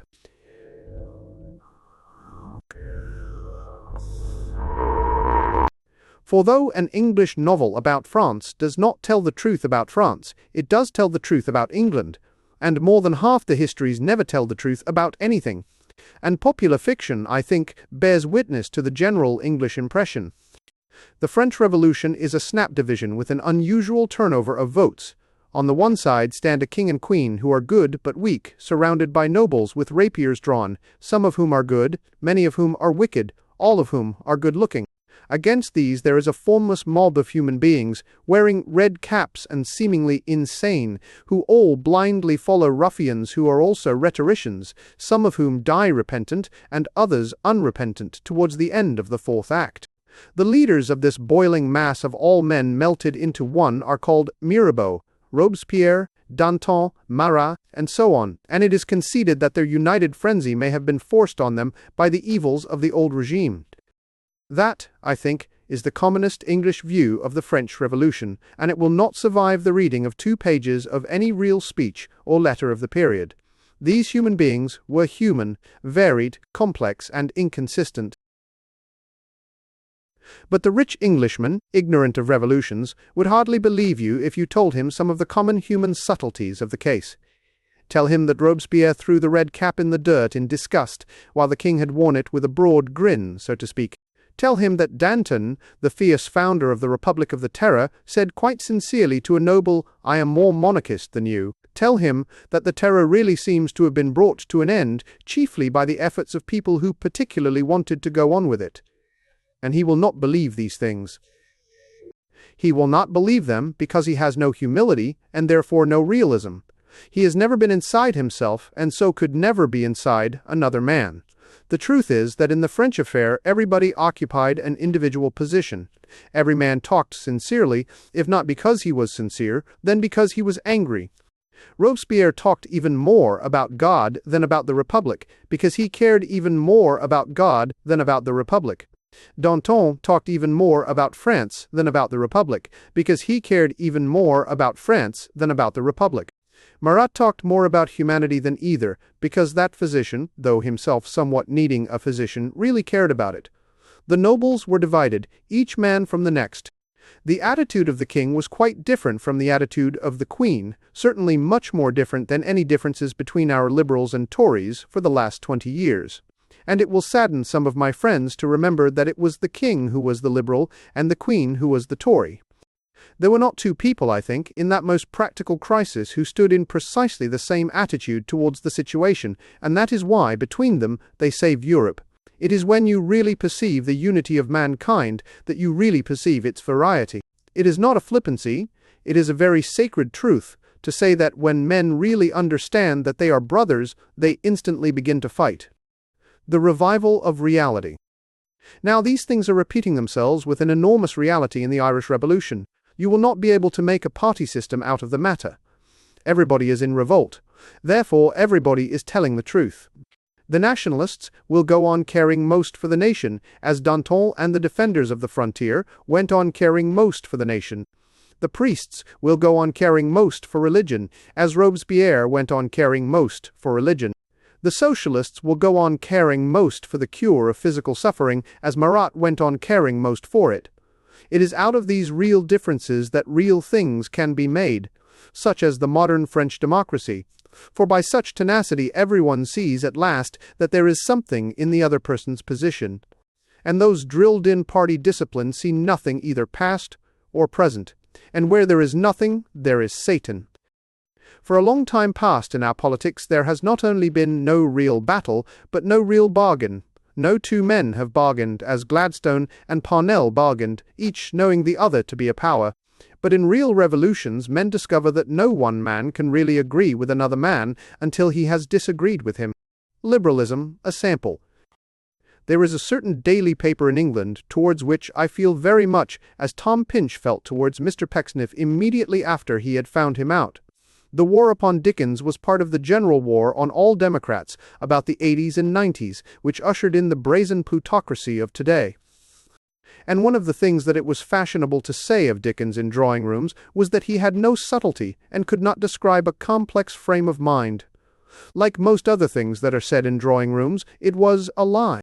Dickens was a very unequal writer, and his successes alternate with his failures, but his successes are subtle quite as often as they are simple. Thus, to take Martin Chuzzlewit alone, I should call the joke about the Lord Nozoo a simple joke, but I should call the joke about Mrs. Ting, Todgers's vision of a wooden leg, a subtle joke. And no frame of mind was ever so self-contradictory and yet so realistic as that which Dickens describes when he says, in effect, that, though Pinch knew now that there had never been such a person as Pecksniff, in his ideal sense he could not bring himself to insult the very face and form that had contained the legend. The parallel with liberal journalism is not perfect because it was once honest, and Pecksniff presumably never was. And even when I come to feel a final incompatibility of temper, Pecksniff was not so Pecksniffian as he has since become, but the comparison is complete insofar as I share all the reluctance of Mr. Pinch. Some old heathen king was advised by one of the Celtic saints, I think, to burn what he had adored, and adore what he had burnt. I am quite ready, if anyone will prove I was wrong, to adore what I have burnt, but I do really feel an unwillingness verging upon weakness to burning what I have adored. I think it is a weakness to be overcome in times as bad as these, when, as Mr. Orridge wrote with something like splendid common sense the other day, there is such a lot to do, and so few people who will do it. So I will devote this article to considering one case of the astounding baseness to which liberal journalism has sunk. Mental breakdown in Fleet Street. One of the 2 or 3 streaks of light on our horizon can be perceived in this, that the moral breakdown of these papers has been accompanied by a mental breakdown also. The contemporary official paper, like the Daily News or the Daily Chronicle, I mean insofar as it deals with politics, simply cannot argue, and simply does not pretend to argue. It considers the solution which it imagines that wealthy people want, and it signifies the same in the usual manner, which is not by holding up its hand, but by falling on its face. But there is no more curious quality in its degradation than a sort of carelessness, at once of hurry and fatigue, with which it flings down its argument, or rather its refusal to argue. It does not even write sophistry, it writes anything. It does not so much poison the reader's mind, as simply assume that the reader hasn't got one. For instance, one of these papers printed an article on Sir Stuart Samuel, who, having broken the great liberal statute against corruption, will actually, perhaps, be asked to pay his own fine, in spite of the fact that he can well afford to do so. The article says, if I remember aright, that the decision will cause general surprise and some indignation. That any modern government making a very rich capitalist obey the law will cause general surprise may be true. Whether it will cause general indignation rather depends on whether our social intercourse is entirely confined to Park Lane, or any such pigsties built of gold. But the journalist proceeds to say, his neck rising higher and higher out of his collar, and his hair rising higher and higher on his head, in short, his resemblance to the Dickens is original, increasing every instant, that he does not mean that the law against corruption should be less stringent, but that the burden should be borne by the whole community. This may mean that whenever a rich man breaks the law, all the poor men ought to be made to pay his fine. but I will suppose a slightly less insane meaning. I will suppose it means that the whole power of the Commonwealth should be used to prosecute an offender of this kind. That, of course, can only mean that the matter will be decided by that instrument which still pretends to represent the whole power of the Commonwealth. In other words, the government will judge the government. Now this is a perfectly plain piece of brute logic. We need not go into the other delicious things in the article, as when it says that in old times Parliament had to be protected against royal invasion by the man in the street. Parliament has to be protected now against the man in the street. Parliament is simply the most detested and the most detestable of all our national institutions, all that is evident enough. What is interesting is the blank and staring fallacy of the attempted reply. When the journalist is ruined. A long while ago, before all the Liberals died, a Liberal introduced a bill to prevent Parliament being merely packed with the slaves of financial interests. For that purpose, he established the excellent democratic principle that the private citizen, as such, might protest against public corruption. He was called the Common Informer. I believe the miserable party papers are really reduced to playing on the degradation of the two words in modern language. Now the word common in Common Informer means exactly what it means in Common Sense, or Book of Common Prayer, or above all, in House of Commons. It does not mean anything low or vulgar, any more than they do. The only difference is that the House of Commons really is low and vulgar, and the Common Informer isn't. It is just the same with the word informer. It does not mean spy or sneak. It means one who gives information. It means what journalist ought to mean. The only difference is that the common informer may be paid if he tells the truth. The common journalist will be ruined if he does. Now the quite plain point before the party journalist is this. If he really means that a corrupt bargain between a government and a contractor ought to be judged by public opinion, he must nowadays mean Parliament, that is, the caucus that controls Parliament. And he must decide between one of two views. Either he means that there can be no such thing as a corrupt government, or he means that it is one of the characteristic qualities of a corrupt government to denounce its own corruption. I laugh, and I leave him his choice. The fatigue of Fleet Street. Why is the modern party political journalism so bad? It is worse even than it intends to be. It praises its preposterous party leaders through thick and thin, but it somehow succeeds in making them look greater fools than they are. This clumsiness clings even to the photographs of public men, as they are snapshotted at public meetings. A sensitive politician, if there is such a thing, would, I should think, want to murder the man who snapshots him at those moments. For our general impression of a man's gesture or play of feature is made up of a series of vanishing instants, at any one of which he may look worse than our general impression records. Augustine Birrell may have made quite a sensible and amusing speech, in the course of which his audience would hardly have noticed that he resettled his necktie, snapshot him, and he appears as convulsively clutching his throat in the agonies of strangulation, and with his head twisted on one side, as if he had been hanged. Sir Edward Carson might make a perfectly good speech which no one thought wearisome, but might himself be just tired enough to shift from one leg to the other. Snapshot him, and he appears as holding one leg stiffly in the air and yawning enough to swallow the audience. But it is in the prose narratives of the press that we find most manifestations of this strange ineptitude, this knack of exhibiting your own favorites in an unlucky light. It is not so much that the party journalists do not tell the truth, as that they tell just enough of it to make it clear that they are telling lies. One of their favorite blunders is an amazing sort of bathos. They begin by telling you that some statesman said something brilliant in style or biting in wit, at which his hearers thrilled with terror or thundered with applause. And then they tell you what it was that he said. Insane exaggeration. Here is an example from a leading Liberal paper touching the debates on Home Rule. I am a Home Ruler, so my sympathies would be, if anything, on the side of the Liberal paper upon that point. I merely quote it as an example of this ridiculous way of writing, which, by insane exaggeration, actually makes its hero look smaller than he is. This was strange language to use about the hypocritical sham, and Mr. Asquith, knowing that the biggest battle of his career was upon him, hit back without mercy.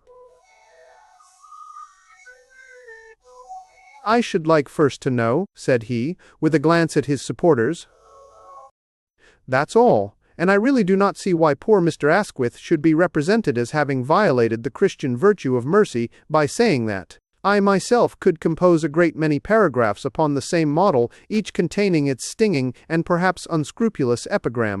As, for example, the Archbishop of Canterbury, realizing that his choice now lay between denying God and earning the crown of martyrdom by dying in torments, spoke with a frenzy of religious passion that might have seemed fanatical under circumstances less intense.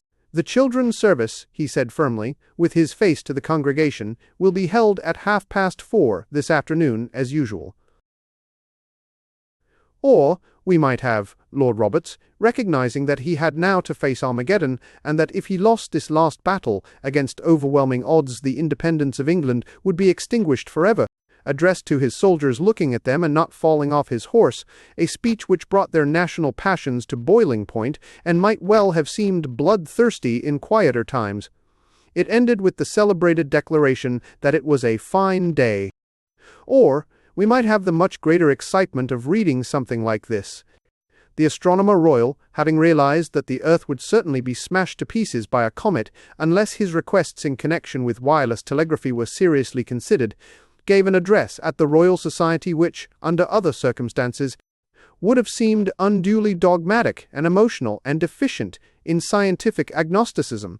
This address, which he delivered without any attempt to stand on his head, included a fierce and even ferocious declaration that it is generally easier to see the stars by night than by day. Now, I cannot see, on my conscience and reason, that any one of my imaginary paragraphs is more ridiculous than the real one. Nobody can believe that Mr. Asquith regards these belated and careful compromises about Home Rule as the biggest battle of his career. It is only justice to him to say that he has had bigger battles than that. Nobody can believe that any body of men, bodily present, either thundered or thrilled at a man merely saying that he would like to know whether his proposals were accepted. No, it would be far better for Parliament if its doors were shut again, and reporters were excluded. In that case, the outer public did hear genuine rumors of almost gigantic eloquence, such as that which has perpetuated Pitt's reply against the charge of youth, or Fox's bludgeoning of the idea of war as a compromise. It would be much better to follow the old fashion and let in no reporters at all, than to follow the new fashion and select the stupidest reporters you can find. They're load of lies. Now, why do people in Fleet Street talk such tosh? People in Fleet Street are not fools. Most of them have realized reality through work, some through starvation, some through damnation, or something damnably like it.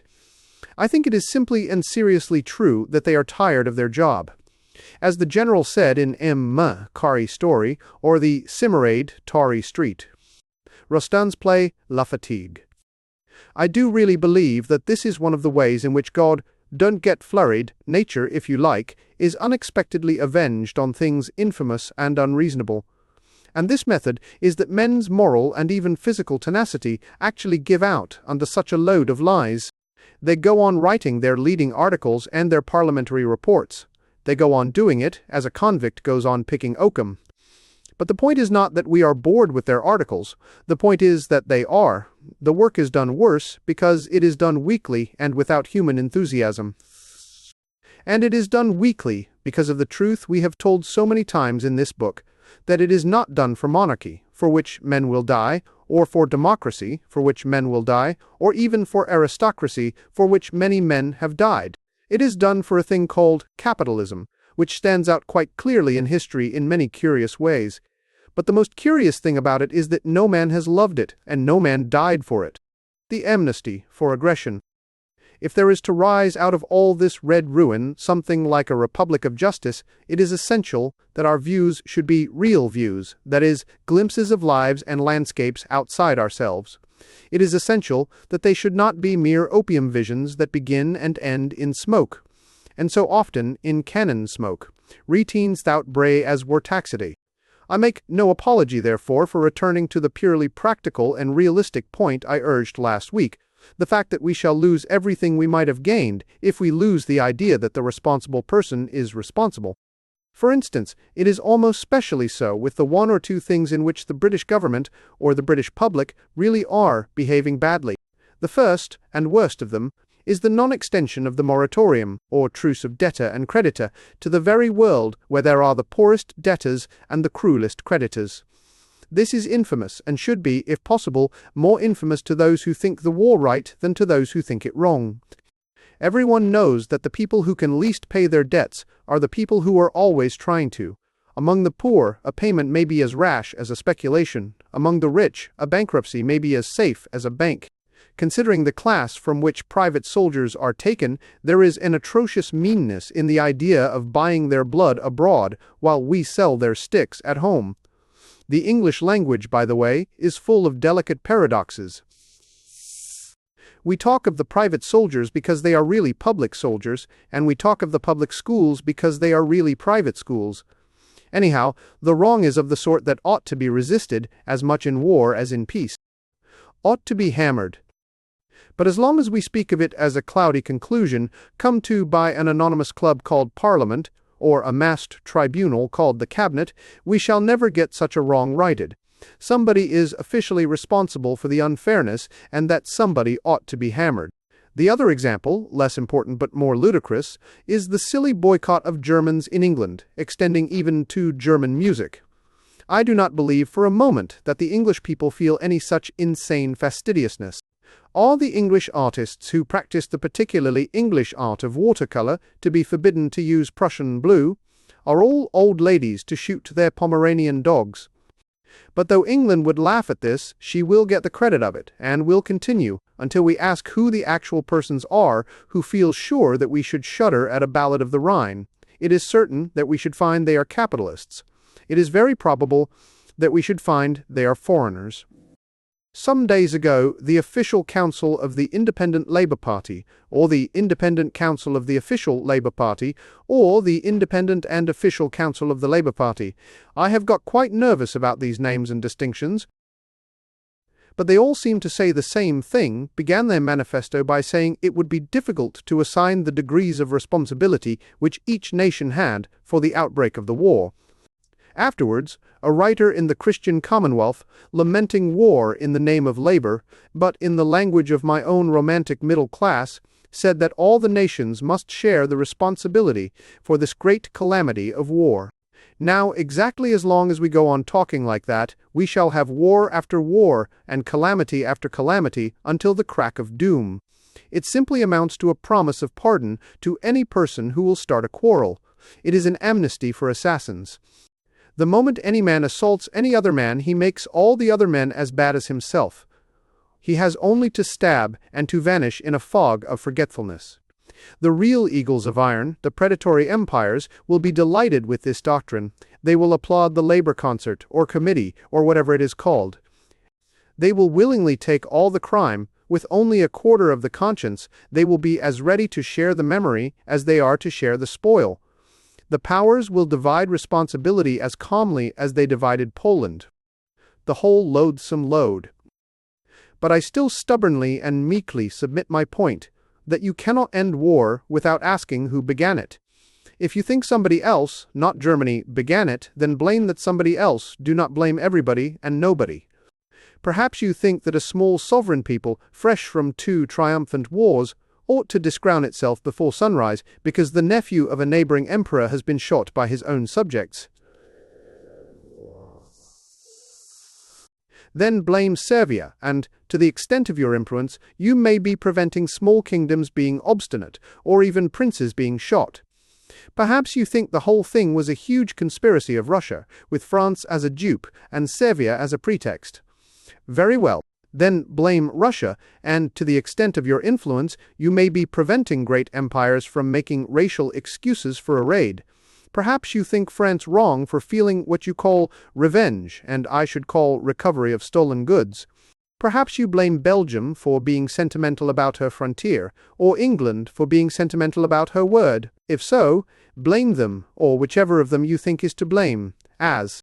Or again, it is barely possible that you may think, as I do, that the whole loathsome load has been laid upon us by the monarchy, which I have not named, still less wasted time in abusing. But if there be in Europe a military state which has not the religion of Russia, yet has helped Russia to tyrannize over the Poles, that state cares not for religion but for tyranny. If there be a state in Europe which has not the religion of the Austrians, but has helped Austria to bully the Servians, that state cares not for belief, but for bullying. If there be in Europe any people or principality which respects neither republics nor religions, to which the political ideal of Paris is as much a myth as the mystical ideal of Moscow, then blame that, and do more than blame. In the healthy and highly theological words of Robert Blatchford, drive it back to the hell from which it came. Crying over spilt blood. But whatever you do, do not blame everybody for what was certainly done by somebody. It may be it is no good crying over spilt blood any more than over spilt milk. But we do not find the culprit any more by spilling the milk over everybody or by daubing everybody with blood. Still less do we improve matters by watering the milk with our tears, nor the blood either. To say that everybody is responsible means that nobody is responsible.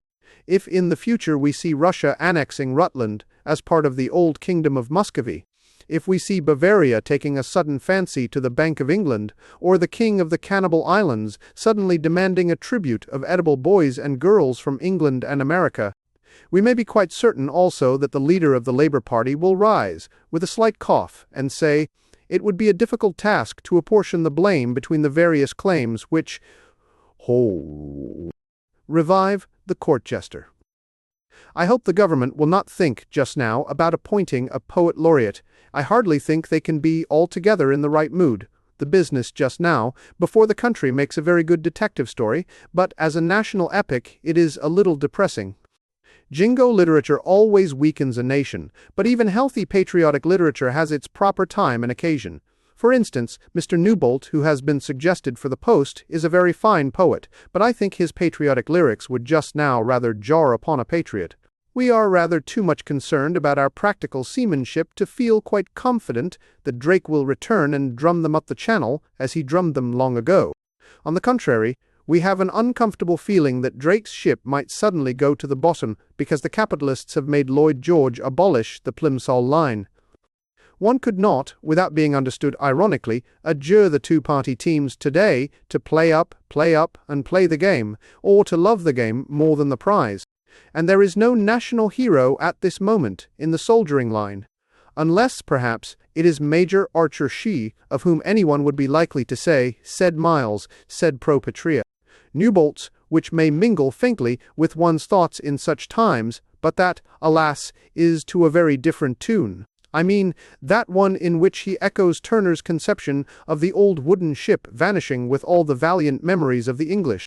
There's a far bell ringing at the setting of the sun, and a phantom voice is singing of the great days done. There's a far bell ringing, and a phantom voice is singing of a fame forever clinging to the great days done.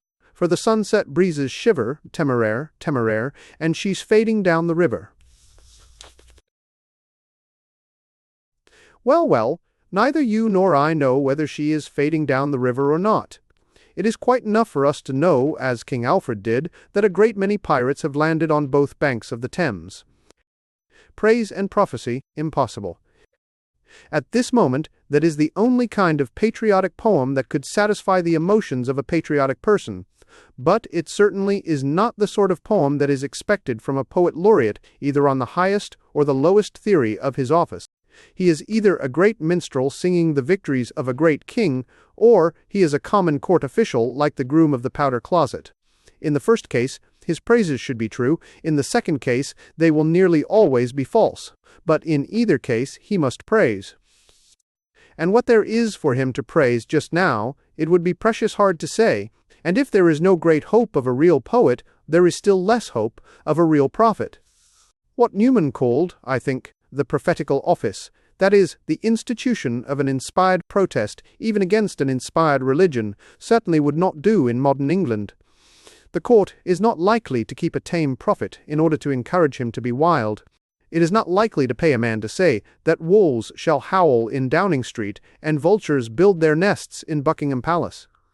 So vast has been the progress of humanity that these two things are quite impossible. We cannot have a great poet praising kings. We cannot have a great prophet denouncing kings. So I have to fall back on a third suggestion. The field for a fool. Instead of reviving the court poet, why not revive the court fool? He is the only person who could do any good at this moment, either to the royal or the judicial courts. The present political situation is utterly unsuitable for the purposes of a great poet, but it is particularly suitable for the purposes of a great buffoon. The old jester was under certain privileges. You could not resent the jokes of a fool, just as you cannot resent the sermons of a curate. Now, what the present government of England wants is neither serious praise nor serious denunciation. What it wants is satire. What it wants, in other words, is realism given with gusto. When King Louis XI unexpectedly visited his enemy, the Duke of Burgundy, with a small escort, the Duke's jester said he would give the king his fool's cap, for he was the fool now. And when the Duke replied with dignity, "And suppose I treat him with all proper respect?" the fool answered, "Then I will give it to you. That is the kind of thing that somebody ought to be free to say now. But if you say it now, you will be fined £100 at the least." Carson's dilemma. For the things that have been happening lately are not merely things that one could joke about. They are themselves truly and intrinsically jokes. I mean that there is a sort of epigram of unreason in the situation itself, as there was in the situation where there was jam yesterday and jam tomorrow, but never jam today. Take, for instance, the extraordinary case of Sir Edward Carson. The point is not whether we regard his attitude in Belfast as the defiance of a sincere and dogmatic rebel, or as the bluff of a party hack and mountebank. The point is not whether we regard his defense of the government at the Old Bailey as a chivalrous and reluctant duty done as an advocate or a friend, or as a mere case of a lawyer selling his soul for a fat brief. The point is that whichever of the two actions we approve, and whichever of the four explanations we adopt, Sir Edward's position is still raving nonsense. On any argument, he cannot escape from his dilemma. It may be argued that laws and customs should be obeyed whatever our private feelings, and that it is an established custom to accept a brief in such a case. But then it is a somewhat more established custom to obey an Act of Parliament and to keep the peace. It may be argued that extreme misgovernment justifies men in Ulster or elsewhere in refusing to obey the law, but then it would justify them even more in refusing to appear professionally in a law court. Etiquette cannot be at once so unimportant that Carson may shoot at the king's uniform, and yet so important that he must always be ready to put on his own. The government cannot be so disreputable that Carson need not lay down his gun, and yet so respectable that he is bound to put on his wig. Carson cannot at once be so fierce that he can kill in what he considers a good cause, and yet so meek that he must argue in what he considers a bad cause. Obedience or disobedience, conventional or unconventional, a solicitor's letter cannot be more sacred than the king's writ. A blue bag cannot be more rational than the British flag. The thing is rubbish read anyway, and the only difficulty is to get a joke good enough to express it. It is a case for the court jester. The fantasy of it could only be expressed by some huge ceremonial hoax. Carson ought to be crowned with the shamrocks and emeralds, and followed by green-clad minstrels of the clan Na Gael, playing The Wearing of the Green. Belated chattiness by wireless. But all the recent events are like that. They are practical jokes. The jokes do not need to be made, they only need to be pointed out. You and I do not talk and act as the Isaacs brothers talked and acted, by their own most favorable account of themselves, and even their account of themselves was by no means favorable. You and I do not talk of meeting our own born brother at a family function, as if he were some infinitely distant cousin whom we only met at Christmas. You and I, when we suddenly feel inclined for a chat with the same brother about his dinner and the coal strike, do not generally select either wireless telegraphy or the Atlantic cable as the most obvious and economical channel for that outburst of belated chattiness. You and I do not talk, if it is proposed to start a railway between Catskill and Dogtown, as if the putting up of a station at Dogtown could have no kind of economic effect on the putting up of a station at Catskill. You and I do not think it candid to say that when we are at one end of a telephone, we have no sort of connection with the other end. These things have got into the region of farce, and should be dealt with farcically, not even ferociously. A fool who shall be free. In the Roman Republic, there was a tribune of the people whose person was inviolable like an ambassador's. There was much the same idea in Becket's attempt to remove the priest, who was then the popular champion, from the ordinary courts. We shall have no tribune, for we have no republic. We shall have no priest, for we have no religion. The best we deserve or can expect is a fool who shall be free, and who shall deliver us with laughter. The art of missing the point. Missing the point is a very fine art, and has been carried to something like perfection by politicians and pressmen today. For the point is generally a very sharp point, and is, moreover, sharp at both ends. That is to say, that both parties would probably impale themselves in an uncomfortable manner if they did not manage to avoid it altogether. I have just been looking at the election address of the official Liberal candidate for the part of the country in which I live, and though it is, if anything, rather more logical and free from cant than most other documents of the sort, it is an excellent example of missing the point. The candidate has to go boring on about free trade and land reform and education, and nobody reading it could possibly imagine that in the town of Wycombe, where the poll will be declared, the capital of the Wycombe division of Bucks, which the candidate is contesting, center of the important and vital trade on which it has thriven, a savage struggle about justice has been raging for months past between the poor and rich, as real as the French Revolution. The man offering himself at Wycombe as representative of the Wycombe division simply says nothing about it at all. It is as if a man at the crisis of the French Terror had offered himself as a deputy for the town of Paris and had said nothing about the monarchy, nothing about the republic, nothing about the massacres, nothing about the war, but had explained with great clearness his views on the suppression of the Jansenists, the literary style of Racine, the suitability of Tournay for the post of commander-in-chief, and the religious reflections of Madame de Maintenon. For, at their best, the candidate's topics are not topical. Home rule is a very good thing, and modern education is a very bad thing, but neither of them are things that anybody is talking about in High Wycombe. This is the first and simplest way of missing the point, deliberately to avoid and ignore it. The candid candidate. It would be an amusing experiment, by the way, to go to the point instead of avoiding it. What fun it would be to stand as a strict party candidate, but issue a perfectly frank and cynical election address. Mosley's address begins, "Gentlemen, Sir Alfred Cripps having been chosen for a high judicial position and a seat in the House of Lords, a by-election now becomes necessary, and the electors of South Bucks are charged with the responsible duty of electing, etc., etc." But suppose there were another candidate, whose election address opened in a plain, manly style, like this: "Gentlemen, in the sincere hope of being myself chosen for a high judicial position or a seat in the House of Lords, or considerably increasing my private fortune by some government appointment, or, at least, inside information about the financial prospects, I have decided that it is worth my while to disburse large sums of money to you on various pretexts, and, with even more reluctance to endure the bad speaking and bad ventilation of the Commons House of Parliament, so help me God. I have very pronounced convictions on various political questions, but I will not trouble my fellow citizens with them, since I have quite made up my mind to abandon any or all of them if requested to do so by the upper classes. The electors are therefore charged with the entirely irresponsible duty of electing a member, or, in other words, I ask my neighbours round about this part, who know I am not a bad chap in many ways, to do me a good turn in my business, just as I might ask them to change a sovereign. My election will have no conceivable kind of effect on anything or anybody except myself, so I ask, as man to man, the electors of the Southern or Wycombe division of the county of Buckingham to accept a ride in one of my motor cars and poll early to please a pal, God save the King.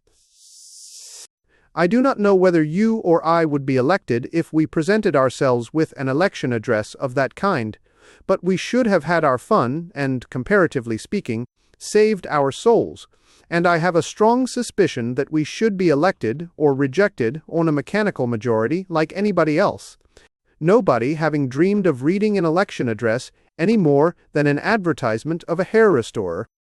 Tyranny and headdress. But there is another and more subtle way in which we may miss the point, and that is, not by keeping a dead silence about it, but by being just witty enough to state it wrong. Thus, some of the Liberal official papers have almost screwed up their courage to the sticking point about the bestial coup d'etat in South Africa. They have screwed up their courage to the sticking point, and it has stuck. It cannot get any further because it has missed the main point.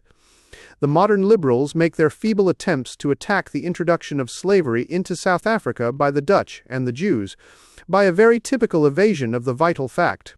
The vital fact is simply slavery. Most of these Dutchmen have always felt like slave owners. Most of these Jews have always felt like slaves. Now that they are on top, they have a particular and curious kind of impudence, which is only known among slaves. But the liberal journalists will do their best to suggest that the South African wrong consisted in what they call martial law. That is, that there is something specially wicked about men doing an act of cruelty in khaki or in vermilion, but not if it is done in dark blue with pewter buttons. The tyrant who wears a busby or a forage cap is abominable. The tyrant who wears a horsehair wig is excusable. To be judged by soldiers is hell, but to be judged by lawyers is paradise. Now the point must not be missed in this way. What is wrong with the tyranny in Africa is not that it is run by soldiers. It would be quite as bad, or worse, if it were run by policemen. What is wrong is that, for the first time since pagan times, private men are being forced to work for a private man. Men are being punished by imprisonment or exile for refusing to accept a job. The fact that Botha can ride on a horse or fire off a gun makes him better rather than worse than any man like Sidney Webb or Philip Snowden, who attempt the same slavery by much less manly methods. The Liberal Party will try to divert the whole discussion to one about what they call militarism. But the very terms of modern politics contradict it. For when we talk of real rebels against the present system, we call them militants, and there will be none in the servile state. The servile state, again. I read the other day, in a quotation from a German newspaper, the highly characteristic remark that Germany, having annexed Belgium, would soon re-establish its commerce and prosperity, and that, in particular, arrangements were already being made for introducing into the new province the German laws for the protection of workmen. I am quite content with that paragraph for the purpose of any controversy about what is called German atrocity, if men I know had not told me they had themselves seen the bayoneting of a baby, if the most respectable refugees did not bring with them stories of burning cottages, yes, and of burning cottagers as well, if doctors did not report what they do, report of the condition of girls in the hospitals, if there were no facts, if there were no photographs, that one phrase I have quoted would be quite sufficient to satisfy me that the Prussians are tyrants.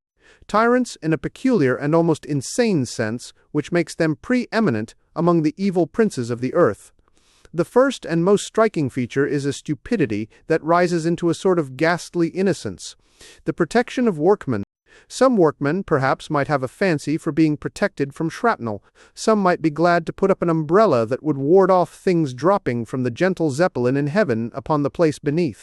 Some of these discontented proletarians have taken the same view as Van der Velde, their leader, and are now energetically engaged in protecting themselves along the line of the Usurers.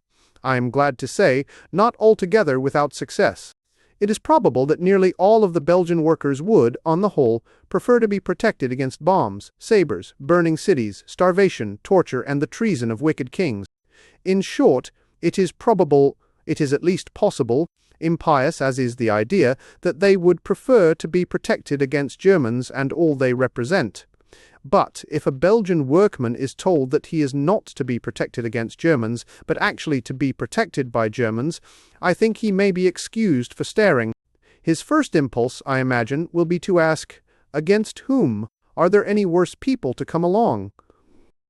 But apart from the hellish irony of this humanitarian idea, the question it raises is really one of solid importance for people whose politics are more or less like ours. There is a very urgent point in that question.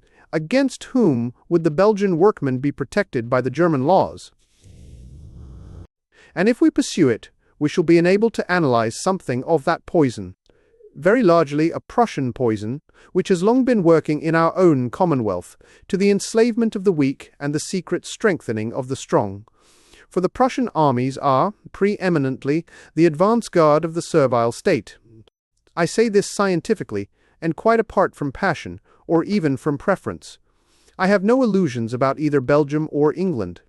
Both have been stained with the soot of capitalism and blinded with the smoke of mere colonial ambition. Both have been caught at a disadvantage in such modern dirt and disorder. Both have come out much better than I should have expected countries so modern and so industrial to do. But in England and Belgium there is capitalism mixed up with a great many other things, strong things, and things that pursue other aims. Clericalism, for instance, and militant socialism in Belgium, trades unionism and sport, and the remains of real aristocracy in England. But Prussia is capitalism, that is, a gradually solidifying slavery, and that majestic unity with which she moves, dragging all the dumb Germanies after her, is due to the fact that her servile state is complete, while ours is incomplete. There are not mutinies, there are not even mockeries. The voice of national self-criticism has been extinguished forever. For this, people is already permanently cloven into a higher and a lower class in its industry as much as its army. Its employers are, in the strictest and most sinister sense, captains of industry. Its proletariat is, in the truest and most pitiable sense, an army of labor. In that atmosphere, masters bear upon them the signs that they are more than men, and to insult an officer is death. If anyone ask how this extreme and unmistakable subordination of the employed to the employers is brought about, we all know the answer. It is brought about by hunger and hardness of heart, accelerated by a certain kind of legislation, of which we have had a good deal lately in England, but which was almost invariably borrowed from Prussia. Herbert Samuel's suggestion that the poor should be able to put their money in little boxes and not be able to get it out again is a sort of standing symbol of all the rest. I have forgotten how the poor were going to benefit eventually by what is for them indistinguishable from dropping sixpence down a drain. Perhaps they were going to get it back someday. Perhaps when they could produce 100 coupons out of the Daily Citizen. Perhaps when they got their hair cut. Perhaps when they consented to be inoculated, or trepanned, or circumcised, or something.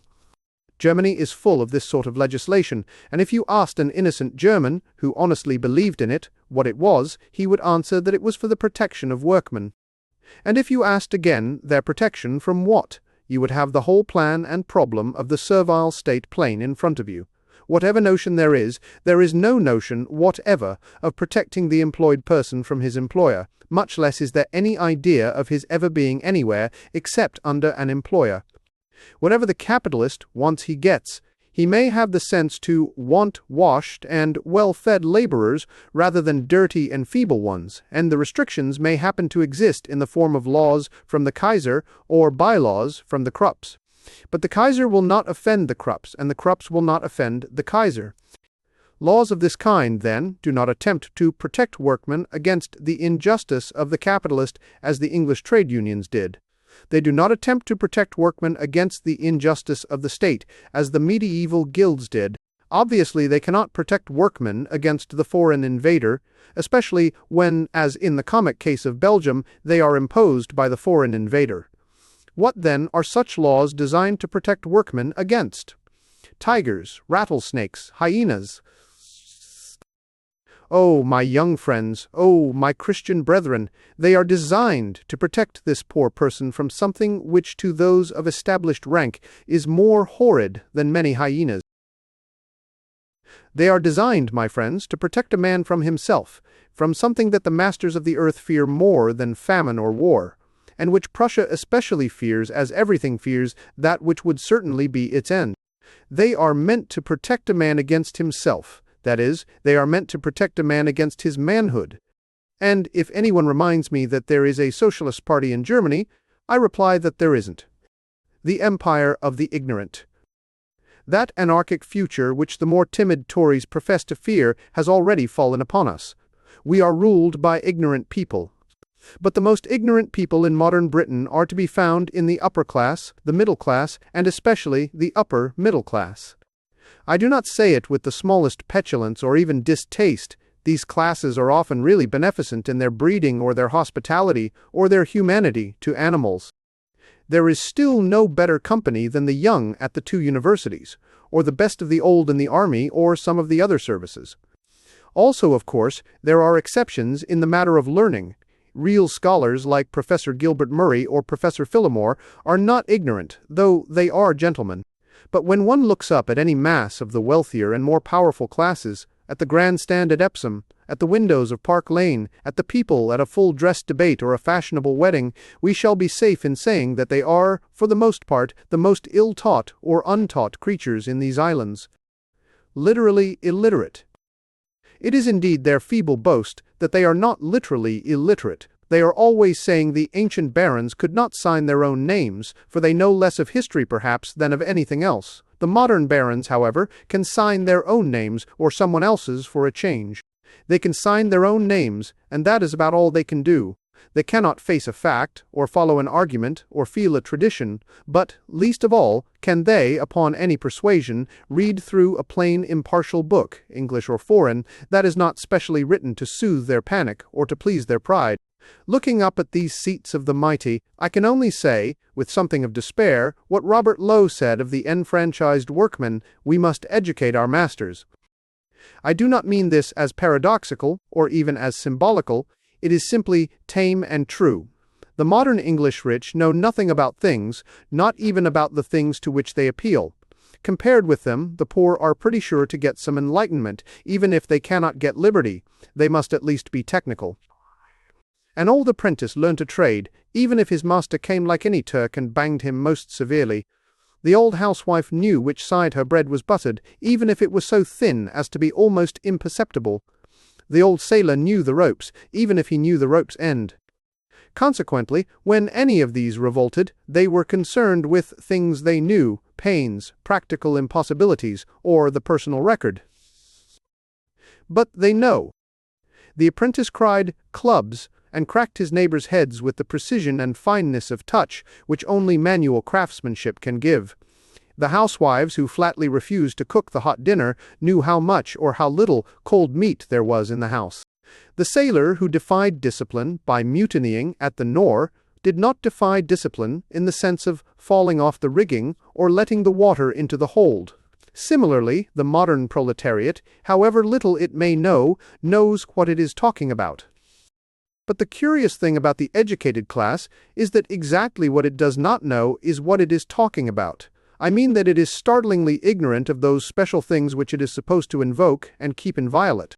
The things that workmen invoke may be uglier, more acrid, more sordid, but they know all about them. They know enough arithmetic to know that prices have risen. The kind Levantine gentleman is always there to make them fully understand the meaning of an interest sum, and the landlord will define rent as rigidly as Ricardo.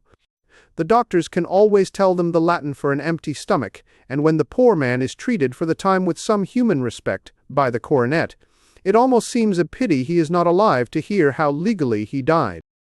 Against this bitter shrewdness and bleak realism in the suffering classes, it is commonly supposed that the more leisured classes stand for certain legitimate ideas which also have their place in life, such as history, reverence, the love of the land. Well, it might be no bad thing to have something, even if it were something narrow, that testified to the truths of religion or patriotism. But such narrow things in the past have always at least known their own history. The bigot knew his catechism, the patriot knew his way home. The astonishing thing about the modern rich is their real and sincere ignorance, especially of the things they like. No. Take the most topical case you can find in any drawing room, Belfast. Ulster is most assuredly a matter of history, and there is a sense in which Orange resistance is a matter of religion. But go and ask any of the 500 fluttering ladies at a garden party who find Carson so splendid and Belfast so thrilling, what it is all about, when it began, where it came from, what it really maintains. What was the history of Ulster? What is the religion of Belfast? Do any of them know where Ulstermen were in Grattan's time? Do any of them know what was the Protestantism that came from Scotland to that isle? Could any of them tell what part of the old Catholic system it really denied? It was generally something that the fluttering ladies find in their own Anglican churches every Sunday. It were vain to ask them to state the doctrines of the Calvinist creed. They could not state the doctrines of their own creed. It were vain to tell them to read the history of Ireland. They have never read the history of England. It would matter as little that they do not know these things as that I do not know German. But then German is not the only thing I am supposed to know. History and ritual are the only things aristocrats are supposed to know, and they don't know them. Smile and smile. I am not fed on turtle soup and Tokay because of my exquisite intimacy with the style and idiom of Heine and Richter. The English governing class is fed on turtle soup and Tokay to represent the past, of which it is literally ignorant, as I am of German irregular verbs, and to represent the religious traditions of the state when it does not know 3 words of theology, as I do not know 3 words of German. This is the last insult offered by the proud to the humble. They rule them by the smiling terror of an ancient secret. They smile and smile, but they have forgotten the secret. The symbolism of Krupp. The curious position of the Krupp firm in the awful story developing around us is not quite sufficiently grasped. There is a kind of academic clarity of definition which does not see the proportions of things, for which everything falls within a definition, and nothing ever breaks beyond it. To this type of mind, which is valuable when set to its special and narrow work, there is no such thing as an exception that proves the rule. If I vote for confiscating some usurer's millions, I am doing, they say, precisely what I should be doing if I took pennies out of a blind man's hat. They are both denials of the principle of private property, and are equally right and equally wrong, according to our view of that principle. I should find a great many distinctions to draw in such a matter. First, I should say that taking a usurer's money by proper authority is not robbery but recovery of stolen goods. Second, I should say that even if there were no such thing as personal property, there would still be such a thing as personal dignity, and different modes of robbery would diminish it in very different ways. Similarly, there is a truth, but only a half-truth, in the saying that all modern powers alike rely on the capitalist and make war on the lines of capitalism. It is true, and it is disgraceful, but it is not equally true and equally disgraceful. It is not true that Montenegro is as much ruled by financiers as Prussia, just as it is not true that as many men in the Kaiserstrasse in Berlin wear long knives in their belts as wear them in the neighborhood of the Black Mountain. It is not true that every peasant from one of the old Russian communes is the immediate servant of a rich man, as is every employee of Mr. Rockefeller. It is as false as the statement that no poor people in America can read or write. There is an element of capitalism in all modern countries, as there is an element of illiteracy in all modern countries. There are some who think that the number of our fellow citizens who can sign their names ought to comfort us for the extreme fewness of those who have anything in the bank to sign it for. But I am not one of these. In any case, the position of Krupp has certain interesting aspects. When we talk of army contractors as among the base but active actualities of war, we commonly mean that while the contractor benefits by the war on the whole rather suffers by the contractor. We regard this unsoldierly middleman with disgust, or great anger, or contemptuous acquiescence, or commercial dread and silence, according to our personal position and character, but we nowhere think of him as having anything to do with fighting in the final sense. Those worthy and wealthy persons who employ women's labor at a few shillings a week do not do it to obtain the best clothes for the soldiers, but to make a sufficient profit on the worst. The only argument is whether such clothes are just good enough for the soldiers or are too bad for anybody or anything. We tolerate the contractor, or we do not tolerate him, but no one admires him especially, and certainly no one gives him any credit for any success in the war. Confessedly or unconfessedly, we knock his profits, not only off what goes to the taxpayer, but what goes to the soldier. We know the army will not fight any better, at least, because the clothes they wear were stitched by wretched women who could hardly see, or because their boots were made by harassed helots who never had time to think. In wartime, it is very widely confessed that capitalism is not a good way of ruling a patriotic or self-respecting people, and all sorts of other things, from strict state organization to quite casual personal charity, are hastily substituted for it. It is recognized that the great employer, 9 times out of 10, is no more than the schoolboy or the page who pilfers tarts and sweets from the dishes as they go up and down. How angry one is with him depends on temperament, on the stage of the dinner, also on the number of tarts. Now here comes in the real and sinister significance of Krupps. There are many capitalists in Europe as rich, as vulgar, as selfish, as rootedly opposed to any fellowship of the fortunate and unfortunate. But there is no other capitalist who claims, or can pretend to claim, that he has very appreciably helped the activities of his people in war. I will suppose that Lipton did not deserve the very severe criticisms made on his firm by Mr. Farmy, Justice Darling, but, however blameless he was, nobody can suppose that British soldiers would charge better with the bayonet because they had some particular kind of groceries inside them. But Krupp can make a plausible claim that the huge infernal machines to which his country owes nearly all of its successes could only have been produced under the equally infernal conditions of the modern factory and the urban and proletarian civilization. That is why the victory of Germany would be simply the victory of Krupp, and the victory of Krupp would be simply the victory of capitalism. There, and there alone, capitalism would be able to point to something done successfully for a whole nation, done, as it would certainly maintain, better than small free states or natural democracies could have done it. I confess I think the modern Germans morally second-rate, and I think that even war, when it is conducted most successfully by machinery, is second-rate war. But this second-rate war will become not only the first, but the only brand, if the cannon of Krupp should conquer, and, what is very much worse, it will be the only intelligent answer that any capitalist has yet given against our case, that capitalism is as wasteful and as weak as it is certainly wicked. I do not fear any such finality, for I happen to believe in the kind of men who fight best with bayonets and whose fathers hammered their own pikes for the French Revolution. The Tower of Babel. Among the cloudy and symbolic stories in the beginning of the Bible, there is one about a tower built with such vertical energy as to take a hold on heaven, but ruined and resulting only in a confusion of tongues. The story might be interpreted in many ways, religiously, as meaning that spiritual insolence starts all human separations, irreligiously, as meaning that the inhuman heavens grudge man his magnificent dream, or merely satirically, as suggesting that all attempts to reach a higher agreement always end in more disagreement than there was before. It might be taken by the partially intelligent Kensingtonite as a judgment on Latin Christians for talking Latin. It might be taken by the somewhat less intelligent Professor Harnack as a final proof that all prehistoric humanity talked German. But when all was said, the symbol would remain that a plain tower, as straight as a sword, as simple as a lily, did nevertheless produce the deepest divisions that have been known among men. In any case, we of the world in revolt, syndicalists, socialists, guild socialists, or whatever we call ourselves, have no need to worry about the scripture or the allegory. We have the reality. For whatever reason, what is said to have happened to the people of Shinnok has precisely and practically happened to us.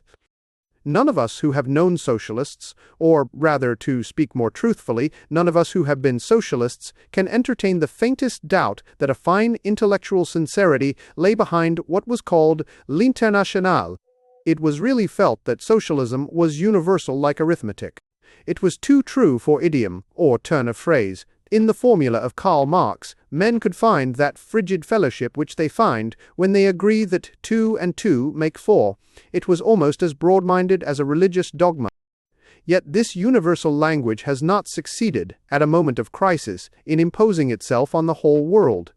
Nay, it has not, at the moment of crisis, succeeded in imposing itself on its own principal champions. Hervé is not talking economic Esperanto, he is talking French. Bebel is not talking economic Esperanto, he is talking German. Blatchford is not talking economic Esperanto, he is talking English, and jolly good English too. I do not know whether French or Flemish was Van der Velde's nursery speech, but I am quite certain he will know more of it after this struggle than he knew before. In short, whether or no there be a new union of hearts, there has really and truly been a new division of tongues. How are we to explain this singular truth, even if we deplore it? I dismiss with fitting disdain the notion that it is a mere result of military terrorism or snobbish social pressure. The socialist leaders of modern Europe are among the most sincere men in history, and their nationalist note in this affair has had the ring of their sincerity. I will not waste time on the speculation that Van der Velde is bullied by Belgian priests, or that Blatchford is frightened of the horse guards outside Whitehall. These great men support the enthusiasm of their conventional countrymen because they share it, and they share it because there is, though perhaps only at certain great moments, such a thing as pure democracy. Timur the Tartar, I think, celebrated some victory with a tower built entirely out of human skulls. Perhaps he thought that would reach to heaven. But there is no cement in such building. The veins and ligaments that hold humanity together have long fallen away. The skulls will roll impotently at a touch, and 10,000 more such trophies could only make the tower taller and crazier. I think the modern official apparatus of votes is very like that tottering monument. I think the Tartar counted heads like an electioneering agent. Sometimes, when I have seen from the platform of some paltry party meeting the rows and rows of grinning upturned faces, I have felt inclined to say, as the poet does in the Vision of Sin, "Welcome, fellow citizens, hollow hearts and empty heads." Not that the people were personally hollow or empty, but they had come on a hollow and empty business, to help the good Mr. Binks to strengthen the Insurance Act against the wicked Mr. Jinks, who would only promise to fortify the Insurance Act. That night it did not blow the democratic gale. Yet it can blow on these as on others, and when it does blow, men learn many things. I, for one, am not above learning them. The Marxian dogma, which simplifies all conflicts to the class war, is so much nobler a thing than the nose-counting of the parliaments that one must apologize for the comparison. And yet there is a comparison. When we used to say that there were so many thousands of socialists in Germany, we were counting by skulls. When we said that the majority consisting of proletarians would be everywhere opposed to the minority consisting of capitalists, we were counting by skulls. Why, yes, if all men's heads had been cut off from the rest of them, as they were by the good sense and foresight of Timur the Tartar, if they had no hearts or bellies to be moved, no hand that flies up to ward off a weapon, no foot that can feel a familiar soil. If things were so, the Marxian calculation would be not only complete, but correct. As we know today, the Marxian calculation is complete, but it is not correct. Now, this is the answer to the questions of some kind critics, whose actual words I have not within reach at the moment, about whether my democracy meant the rule of the majority over the minority. It means the rule of the rule of the rule over the exception.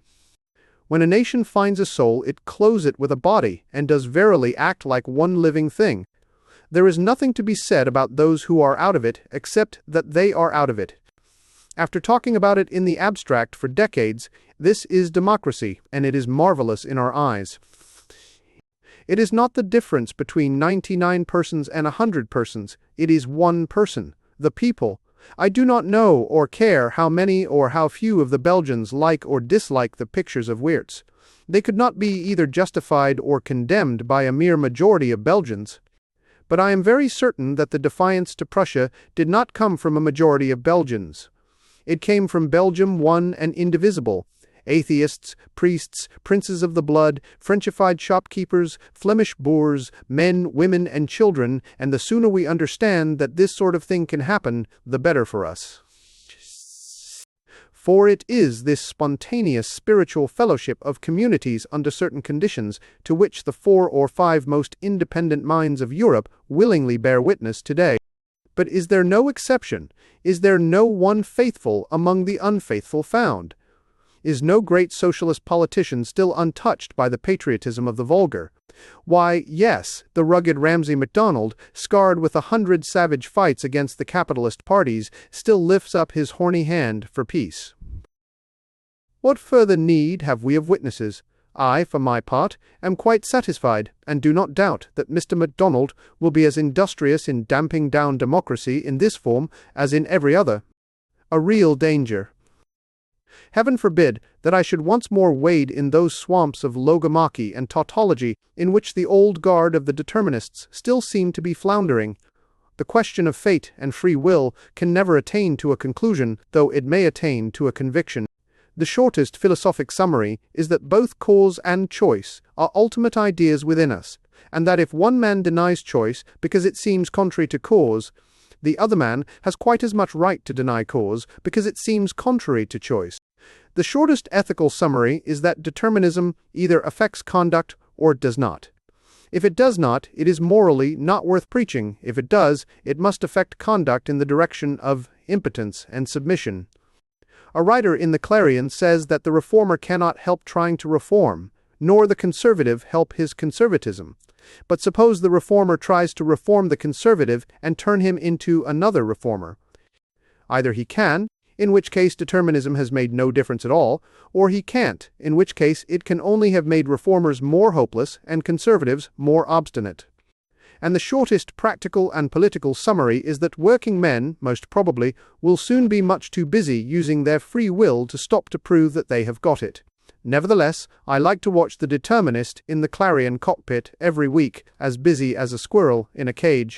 But being myself a squirrel, leaping lightly from bough to bough, and preferring the form of activity which occasionally ends in nuts, I should not intervene in the matter even indirectly, except upon a practical point. And the point I have in mind is practical to the extent of deadly peril. It is another of the numerous new ways in which the restless rich, now walking the world with an awful insomnia, may manage to catch us napping. Must be a mystery. There are 2 letters in the Clarion this week which, in various ways, interest me very much. One is concerned to defend Darwin against the scientific revolt against him that was led by Samuel Butler, and among other things it calls Bernard Shaw a back number. Well, most certainly, The Origin of Species is a back number, insofar as any honest and interesting book ever can be, but in pure philosophy nothing can be out of date, since the universe must be a mystery even to the believer. There is, however, one condition of things in which I do call it relevant to describe somebody as behind the times. That is when the man in question, thinking of some state of affairs that has passed away, is really helping the very things he would like to hinder. The principles cannot alter, but the problems can. Thus, I should call a man behind the times who, in the year 1872, pleaded for the peaceful German peasants against the triumphant militarism of Napoleon. Or I should call a man out of date who, in the year 1892, wished for a stronger navy to compete with the Navy of Holland because it had once swept the sea and sailed up the Thames. And I certainly call a man or a movement out of date that, in the year 1914, when we few are fighting a giant machine, strengthened with all material wealth and worked with all the material sciences, thinks that our chief danger is from an excess of moral and religious responsibility. He reminds me of Mr. W. Snodgrass, who had the presence of mind to call out, "Fire!" when Mr. Pickwick fell through the ice. The other letter consists of the usual wire-drawn argument for fatalism. Man cannot imagine the universe being created, and therefore is compelled by his reason to think the universe without beginning or end, which, I may remark, he cannot imagine either. But the letter ends with something much more ominous than bad metaphysics. Here, in the middle of the Clarion, in the center of a clean and combative democratic sheet, I meet again my deplorable old acquaintance, the scientific criminologist. The so-called evil doer should not be punished for his acts, but restrained. In 48 hours, I could probably get a petition to that effect signed by millionaires. A short time ago, a bill was introduced to hold irresponsible and restrain a whole new class of people who were incapable of managing their affairs with prudence. Read the supporters' names on the back of that bill and see what sort of Democrats they were. Now, clearing our heads of what is called popular science, which means going to sleep to a lullaby of long words, let us use our own brains a little and ask ourselves what is the real difference between punishing a man and restraining him. The material difference may be any or none, for punishment may be very mild, and restraint may be very ruthless. The man, of course, must dislike one as much as the other, or it would not be necessary to restrain him at all. And I assure you he will get no great glow of comfort out of your calling him irresponsible after you have made him impotent. A man does not necessarily feel more free and easy in a strait waistcoat than in a stone cell. The moral difference is that a man can be punished for a crime because he is born a citizen, while he can be constrained because he is born a slave. But one arresting and tremendous difference towers over all these doubtful or arguable differences. There is one respect, vital to all our liberties and all our lives, in which the new restraint would be different from the old punishment. It is of this that the plutocrats will take advantage. The 5 said, "The perfectly plain difference is this. All punishment, even the most horrible, proceeds upon the assumption that the extent of the evil is known, and that a certain amount of expiation goes with it. Even if you hang the man, you cannot hang him twice. Even if you burn him, you cannot burn him for a month. And in the case of all ordinary imprisonments, The whole aim of free institutions from the beginning of the world has been to insist that a man shall be convicted of a definite crime and confined for a definite period. But the moment you admit this notion of medical restraint, you must, in fairness, admit that it may go on as long as the authorities choose to think or say that it ought to go on. The man's punishment refers to the past, which is supposed to have been investigated, and which, in some degree at least, has been investigated. But his restraint refers to the future, which his doctors, keepers, and wardens have yet to investigate. They will be kept in prison because of what they might do. Indeed, the builders of the new tyranny have already come very near to avowing this scientific and futurist method. When the lawyers tried to stop the suffragette from appearing at all, they practically said, "We do not know your next week's crime because it isn't committed yet, but we are scientifically certain you have the criminal type." And by the sublime and unalterable laws of heredity, all your poor little papers will inherit it. This is a purely practical question, and that is why I insist on it, even in such strenuous times. The writers on the Clarion have a perfect right to think Christianity is the foe of freedom, or even that the stupidity and tyranny of the present government is due to the monkish mysticism of Lord Morley and Mr. John M. Robertson. They have a right to think the theory of determinism as true as Calvin thought it. But I do not like seeing them walk straight into the enormous iron trap set open by the capitalists, who find it convenient to make our law even more lawless than it is. The rich men want a scientist to write them a lettre de cachet as a doctor writes a prescription, and so they wish to seal up in a public gale the scandals of a private asylum. Yes, the writers on the Clarion are indeed claiming irresponsibility for human beings, but it is the governments that will be irresponsible, not the governed. But I will tell them one small secret. In conclusion, there is nothing whatever wrong in the ancient and universal idea of punishment, except that we are not punishing the right people. The dregs of Puritanism. One peculiarity of the genuine kind of enemy of the people is that his slightest phrase is clamorous with all his sins. Pride, vainglory, and hypocrisy seem present in his very grammar, in his very verbs or adverbs or prepositions, as well as in what he says, which is generally bad enough. Thus I see that a nonconformist pastor in Bromley has been talking about the pathetic little presents of tobacco sent to the common soldiers. This is how he talks about it. He is reported as having said, "By the help of God, they wanted this cigarette business stopped." How one could write a volume on that sentence, a great thick volume called The Decline of the English Middle Class. In taste, in style, in philosophy, in feeling, in political project, the horrors of it are as unfathomable as hell. First, to begin with the trifle, note something slipshod and vague in the mere verbiage, typical of those who prefer a catchword to a creed. This cigarette business might mean anything. It might mean Messrs. Salmon and Bluckstein's business. But the pastor at Bromley will not interfere with that, for the indignation of his school of thought, even when it is sincere, always instinctively and unconsciously swerves aside from anything that is rich and powerful, like the partners in a big business, and strikes instead something that is poor and nameless, like the soldiers in a trench. Nor does the expression make clear who they are. Whether the inhabitants of Britain, or the inhabitants of Bromley, or the inhabitants of this one crazy tabernacle in Bromley, nor is it evident how it is going to be stopped, or who is being asked to stop it. All these things are trifles compared to the more terrible offences of the phrase, but they are not without their social and historical interest. About the beginning of the 19th century, the wealthy Puritan class, generally the class of the employers of labor, took a line of argument which was narrow but not nonsensical. They saw the relation of rich and poor quite coldly as a contract, but they saw that a contract holds both ways. The Puritans of the middle class, in short, did in some sense start talking and thinking for themselves. They are still talking. They have long ago left off thinking. They talk about the loyalty of workmen to their employers and God knows what rubbish, and the first small certainty about the reverend gentleman whose sentence I have quoted is that his brain stopped working as a clock stops, years and years ago. Second, consider the quality of the religious literature.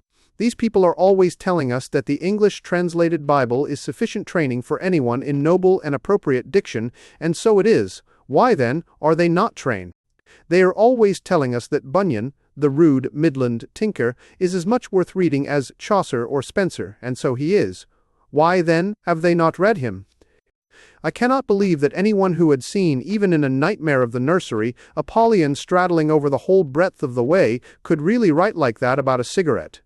By the help of God, they wanted this cigarette business stopped. Therefore, with angels and archangels and the whole company of heaven, with Saint Sainsdate, Michael, smiter of Satan and captain of the chivalry of God, with all the ardor of the seraphs and the flaming patience of the saints, we will have this cigarette business stopped. Where has all the tradition of the great religious literatures gone to, that a man should come on such a bathos with such a bump? Thirdly, of course, there is the lack of imaginative proportion, which rises into a sort of towering blasphemy. An enormous number of live young men are being hurt by shells, hurt by bullets, hurt by fever and hunger and horror of hope deferred, hurt by lance blades and sword blades and bayonet blades breaking into the bloody house of life. But Mr. Price, I think that's his name, is still anxious that they should not be hurt by cigarettes. That is the sort of maniacal isolation that can be found in the deserts of Bromley. That cigarettes are bad for the health is a very tenable opinion to which the minister is quite entitled. If he happens to think that the youth of Bromley smoke too many cigarettes, and that he has any influence in urging on them the unhealthiness of the habit, I should not blame him if he gave sermons or lectures about it, with magic lantern slides, so long as it was in Bromley and about Bromley. Cigarettes may be bad for the health, bombs and bayonets and even barbed wire are not good for the health. I never met a doctor who recommended any of them, but the trouble with this sort of man is that he cannot adjust himself to the scale of things. He would do very good service if he would go among the rich aristocratic ladies and tell them not to take drugs in a chronic sense, as people take opium in China. But he would be doing very bad service if he were to go among the doctors and nurses on the field and tell them not to give drugs, as they give morphia in a hospital. But it is the whole hypothesis of war, it is its very nature and first principle, that the man in the trench is almost as much a suffering and abnormal person as the man in the hospital. Hit or unhit, conqueror or conquered, he is, by nature of the case, having less pleasure than is proper and natural to a man. Fourth, for I need not dwell here on the mere diabolical idiocy that can regard beer or tobacco as in some way evil and unseemly in themselves, there is the most important element in this strange outbreak, at least the most dangerous, and the most important for us. There is that main feature in the degradation of the old middle class, the utter disappearance of its old appetite for liberty. Here there is no question of whether the men are to smoke cigarettes, or the women choose to send cigarettes, or even that the officers or doctors choose to allow cigarettes.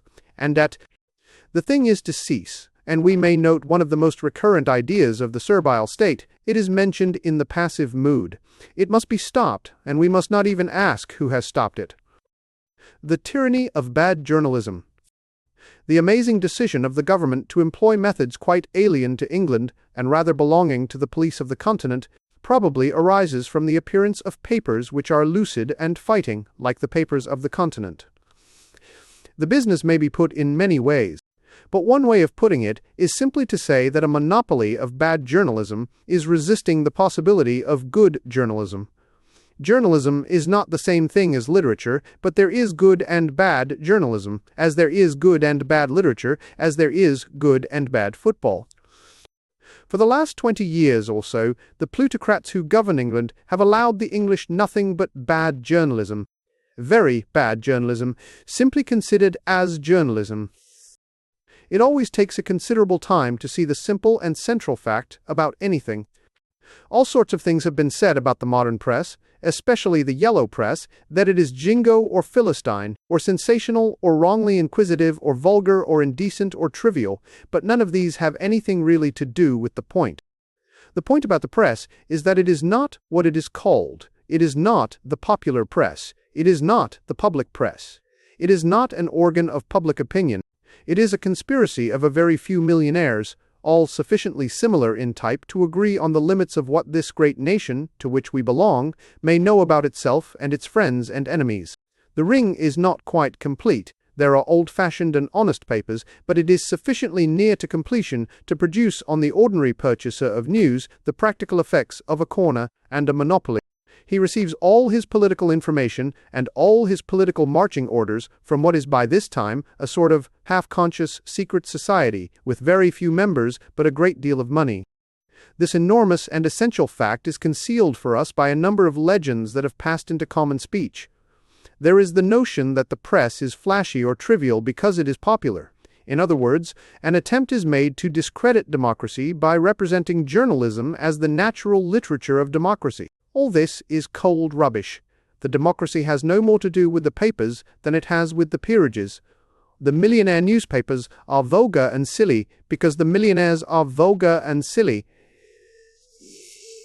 It is the proprietor, not the editor, not the sub-editor, least of all the reader, who is pleased with this monotonous prairie of printed words. The same slander on democracy can be noticed in the case of advertisements. There is many a tender old Tory imagination that vaguely feels that our streets would be hung with escutcheons and tapestries if only the profane vulgar had not hung them with advertisements of Sapolio and Sunlight soap.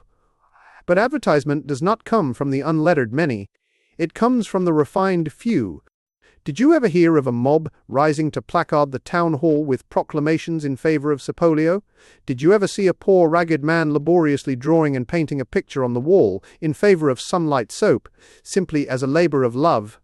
It is nonsense. Those who hang our public walls with ugly pictures are the same select few who hang their private walls with exquisite and expensive pictures. The vulgarization of modern life has come from the governing class, from the highly educated class. Most of the people who have posters in Camberwell have peerages at Westminster. But the strongest instance of all is that which has been unbroken until lately, and still largely prevails, the ghastly monotony of the press. Then comes that other legend, the notion that men like the masters of the newspaper trusts give the people what they want. Why, it is the whole aim and definition of a trust that it gives the people what it chooses. In the old days, when parliaments were free in England, it was discovered that one courtier was allowed to sell all the silk and another to sell all the sweet wine. A member of the House of Commons humorously asked who was allowed to sell all the bread. I really tremble to think what that sarcastic legislator would have said if he had been put off with the modern nonsense about gauging the public taste. Suppose the first courtier had said that, by his shrewd, self-made sense, he had detected that people had a vague desire for silk, and even a deep, dim human desire to pay so much a yard for it. Suppose the second courtier said that he had, by his own rugged intellect, discovered a general desire for wine, and that people bought his wine at his price, when they could buy no other. Suppose a third courtier had jumped up and said that people always bought his bread when they could get none anywhere else. Well, that is a perfect parallel. After bread, the need of the people is knowledge, said Danton. Knowledge is now a monopoly, and comes through to the citizens in thin and selected streams, exactly as bread might come through to a besieged city. Men must wish to know what is happening, whoever has the privilege of telling them. They must listen to the messenger, even if he is a liar. They must listen to the liar, even if he is a bore. The official journalist for some time past has been both a bore and a liar, but it was impossible until lately to neglect his sheets of news altogether. Lately, the capitalist press really has begun to be neglected because its bad journalism was overpowering and appalling. Lately, we have really begun to find out that capitalism cannot write, just as it cannot fight, or pray, or marry, or make a joke, or do any other stricken human thing. But this discovery has been quite recent. The capitalist newspaper was never actually unread until it was actually unreadable. If you retain the servile superstition that the press, as run by the capitalists, is popular in any sense except that in which dirty water in a desert is popular, consider the case of the solemn articles in praise of the men who own newspapers, men of the type of Cadbury or Harmsworth, men of the type of the small club of millionaires. Did you ever hear a plain man in a tramcar or train talking about Carnegie's bright, genial smile, or Rothschild's simple, easy hospitality? Did you ever hear an ordinary citizen ask what was the opinion of Sir Joseph Lyons about the hopes and fears of this, our native land? And these few small-minded men publish papers to praise themselves, You could no more get an intelligent poor man to praise a millionaire's soul, except for hire, than you could get him to sell a millionaire's soap, except for hire. And I repeat that, though there are other aspects of the matter of the new plutocratic raid, one of the most important is mere journalistic jealousy. The yellow press is bad journalism and wishes to stop the appearance of good journalism. There is no average member of the public who would not prefer to have Lloyd George discussed as what he is, a Welshman of genius and ideals, strangely fascinated by bad fashion and bad finance, rather than discussed as what neither he nor anyone else ever was, a perfect democrat or an utterly detestable demagogue. There is no reader of a daily paper who would not feel more concern and more respect for Sir Rufus Isaacs as a man who has been a stockbroker than as a man who happens to be Attorney General. There is no man in the street who is not more interested in Lloyd George's investments than in his land campaign. There is no man in the street who could not understand and like Rufus Isaacs as a Jew better than he can possibly like him as a British statesman. There is no sane journalist alive who would say that the official account of Marconi would be better copy than the true account that such papers as this have dragged out. And the offer in the margins station and the east and the state or in the street. We have committed one crime against the newspaper proprietor which he will never forgive. We point out that his papers are dull, and we propose to print some papers that are interesting. The poetry of the Revolution. Everyone but a consistent and contented capitalist, who must be something pretty near to a Satanist, must rejoice at the spirit and success of the Battle of the Buses. But one thing about it which happens to please me particularly was that it was fought, in one aspect at least, on a point such as the plutocratic fool calls unpractical. It was fought about a symbol, a badge, a thing attended with no kind of practical results, like the flags for which men allow themselves to fall down dead, or the shrines for which men will walk some hundreds of miles from their homes. When a man has an eye for business, all that goes on this earth in that style is simply invisible to him. But let us be charitable to the eye for business. The eye has been pretty well blacked this time. But I wish to insist here that it is exactly what is called the unpractical part of the thing that is really the practical. The chief difference between men and the animals is that all men are artists, though the overwhelming majority of us are bad artists. As the old fable truly says, lions do not make statues. Even the cunning of the fox can go no further than the accomplishment of leaving an exact model of the vulpine paw. And even that is an accomplishment which he wishes he hadn't got.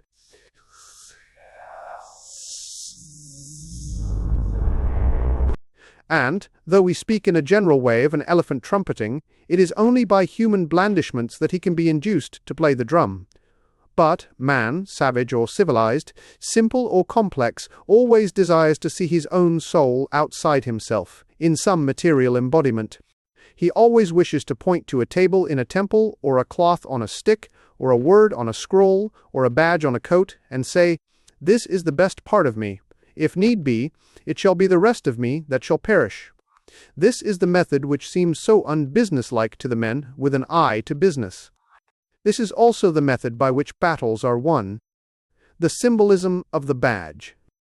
The badge on a trade unionist's coat is a piece of poetry in the genuine, lucid, and logical sense in which Milton defined poetry, and he ought to know when he said that it was simple, sensuous, and passionate.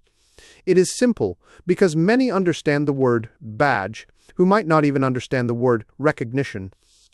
It is sensuous because it is visible and tangible. It is incarnate, as all the good gods have been. And it is passionate, in this perfectly practical sense, which the man with an eye to business may some day learn more thoroughly than he likes, that there are men who will allow you to cross a word out in a theoretical document, but who will not allow you to pull a big button off their bodily clothing, merely because you have more money than they have. Now I think it is this sensuousness, this passion, and, above all, this simplicity that are most wanted in this promising revolt of our time, for this simplicity is perhaps the only thing in which the best type of recent revolutionists have failed. It has been our sorrow lately to salute the sunset of one of the very few clean and incorruptible careers in the most corruptible phase of Christendom. The death of Quelch naturally turns one's thoughts to those extreme Marxian theorists who, whatever we may hold about their philosophy, have certainly held their honor like iron. And yet, even in this instant of instinctive reverence, I cannot feel that they were poetical enough, that is, childish enough, to make a revolution. They had all the audacity needed for speaking to the despot, but not the simplicity needed for speaking to the democracy. They were always accused of being too bitter against the capitalist, but it always seemed to me that they were, quite unconsciously of course, much too kind to him. They had a fatal habit of using long words even on occasions when he might with propriety have been described in very short words. They called him a capitalist when almost anybody in Christendom would have called him a cad. And cad is a word from the poetic vocabulary indicating rather a general and powerful reaction of the emotions than a status that could be defined in a work of economics. The capitalist, asleep in the sun, let such long words crawl all over him like so many long, soft, furry caterpillars. Caterpillars cannot sting like wasps. And in repeating that the old Marxians have been, perhaps, the best and bravest men of our time, I say also that they would have been better and braver still if they had never used a scientific word and never read anything but fairy tales. The beastly individualist. Suppose I go on to a ship, and the ship sinks almost immediately, but I like the people in the Bab ballads by reason of my clinging to a mast upon a desert island am eventually cast. Or rather, suppose I am not cast on it, but am kept bobbing about in the water, because the only man on the island is what some call an individualist, and will not throw me a rope, though coils of rope of the most annoying elaboration and neatness are conspicuous beside him as he stands upon the shore. Now, it seems to me that if, in my efforts to shout at this fellow creature across the crashing breakers, I call his position the insularistic position, and my position the semi-amphibian position, much valuable time may be lost. I am not an amphibian. I am a drowning man. He is not an insularist or an individualist. He is a beast, or rather, he is worse than any beast can be.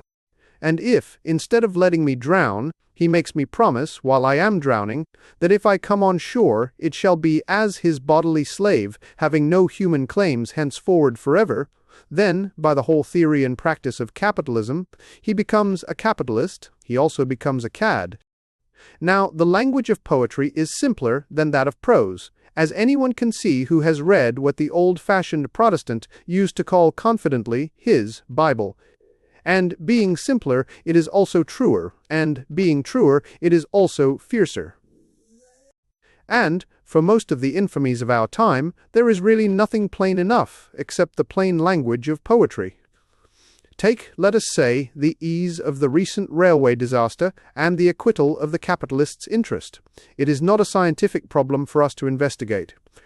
It is a crime committed before our eyes, committed, perhaps, by blind men or maniacs or men hypnotized or men in some other ways unconscious, but committed in broad daylight, so that the corpse is bleeding on our doorstep. Good lives were lost, because good lives do not pay, and bad coals do pay. It seems simply impossible to get any other meaning out of the matter except that. And, if in human history there be anything simple and anything horrible, it seems to have been present in this matter. If even after some study and understanding of the old religious passions which were the resurrection of Europe, we cannot endure the extreme infamy of witches and heretics literally burned alive, well, the people in this affair were quite as literally burned alive. If, when we have really tried to extend our charity beyond the borders of personal sympathy, to all the complexities of class and creed, we still feel something insolent about the triumphant and acquitted man who is in the wrong, here the men who are in the wrong are triumphant and acquitted. It is no subject for science. It is a subject for poetry, but for poetry of a terrible sort. Thanks for listening to Utopia of Usurers and Other Essays by Gilbert Keith Chesterton.